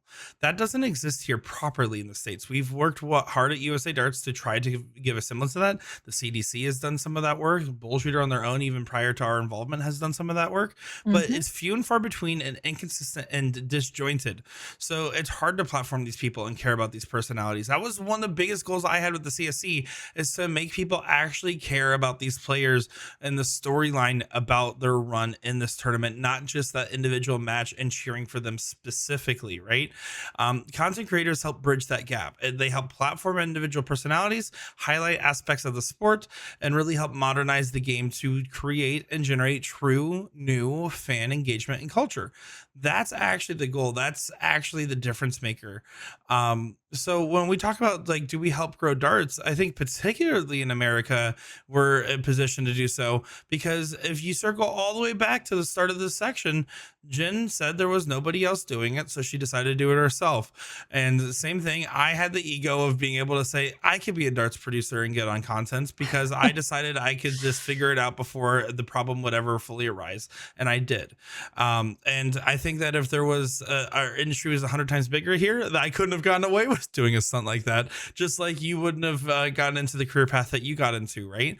Our job is to help enable pathways, because you could write everything down, rip off this one for one, every advice we've given for us, and we'd be happy that you did that, because there is Yeah. truly room to grow to 100-fold, if not 1,000-fold. I would even go as far as to say that you, Will, and I are an extreme differentiator of the typical content creator, because we also work in the corporate industry of darts. So we have an intimate industry knowledge. Mine is spanning 13 years now. Will Damn, she's started with old. us in 2020. Yeah, I'm getting old. Damn, he's old. Uh, this is not just your typical. I actually I don't I don't qualify myself as an influencer. I'm a creative director first and foremost, with a clear corporate strategic plan of how to influence more people to play darts, like from a corporate lens. But I am going to lean heavily into the individual personal content. So I guess I'm going to have to accept that role and the negative connotations that come with it. But at the end of the day, even the PDC itself is essentially making our argument, right? CEO's name, Matthew Porter, right? PDC CEO. He specifically credited younger players' authentic, organic content with helping darts reach a younger digital first audience. And he said that it influenced PDC's own content strategy. So if you have the top of the top of the top acknowledging how important this is, and they're pivoting to lean towards personality marketing, like of course that's going to trickle down and be relevant in the rest of the globe. So I think the broader point that I just want to make is digital content strengthens fan relationships, our community, our identity, our knowledge, our not only entertainment but understanding of products. We influencers are much cheaper, easier way to do product education. Like when auto scoring systems came out, when the mod system came out, like really complicated new stuff, it is so much easier just like learning from a human being who's going to create an entire how-to tutorial for you, rather than like traditional digital marketing, email, snail mail, and just the times of the past. So I just want people to kind of like sit at home and realize, I think most folks are making the mistake that believing darts content creators are supposed to be darts coaches. They're not. Some can be, but a very, very small handful of people. So you, of course, don't need to be one of the world's best players to be valuable to the sport and put information out there. Yeah. Yeah. No, I think you're spot on. I mean, I think about like the gaming content creators that like I've watched over the years, and I've watched less gaming now than I did in years past. But I think about like watching someone like Ludwig, who like does do self-imposed Mm. challenges, but is not a professional gamer. As much as he claims he's a Red Bull athlete. I watch people like that, versus sometimes I watch Pokemon challenges, which is a hyper specific Pokemon nuzlocking professional like content creator that plays the game at the highest level. I think about the differences between watching creators that like are super casual, that make content around the things I like, that makes it fun to enjoy and I can resonate because I like the thing they're talking about, or I like them personally and they're talking about something I wouldn't have engaged with otherwise, versus someone that's hyper specific into a niche that explains the hyper specifics. There's a place for an Alex Spellman content creation just as much as there is a place for the Jin Mount starts, right? And there's different levels of interaction and base that goes with that. I think the true like form of like influencer ambassador, I can tell you my job title is stay the same internally of what I call my professional corporate life and my personal life. I'm just a man of the people, Jen. And at the end of the day, I think that if I stay authentic to enjoying what I make, and I think that if I truly celebrate the things I want to celebrate, and I love nowadays my content having genuine like let's talk about a problem and potential solutions to it type content. But in general, majority of my content is supposed to just be fun. It's supposed to be light, and I truly try to live on the I just want to make you guys smile a little bit. If you don't smile a little bit, that's a you problem. I tried. At the end of the day, Jen, it just ain't that deep. We just dark It ain't that content creators. deep. I mean, they help. I think they do make a meaningful difference. They humanize darts. I mean, what I like about us, I just said it earlier, like I'm showing you you can suck and still belong here and still have fun, and it can be infectious. Me at the And club. one of the most fulfilling comments that I get, or DMs that I get from people, they'll like extensively write up out a paragraph to me, and they're like, you know what? I got really sour about the darts community 10 years ago. I haven't touched a dart in 10 years. And watching you, Nick, and Will be idiots has encouraged me to want to play again. And I'm going to join a league this season. And like, it brings me to tears of like, we are reactivating dormant players out there. We're not just influencing the existing community to enjoy darts more and better. We're also influencing new people to pick it up in the first place, and we're reaching those seasoned veterans that had a bad experience in the past and are realizing it's a brand new world with new people in it. Some of the same people, still the lack of respect, but at the end of the day, we're trying to fix it one piece of content at a time. Yeah, retention and that reactivation is every bit as important, I think, to a healthy sport as acquisition. So it makes me so happy to hear those stories over and over and over again. So the moral of the story, the answer to the pointed question of the day, do content creators really help grow darts? The answer is yes. And you better be one too. Start making content. Freaking sons of bitches. You gotta go make some videos right now. Swear to God.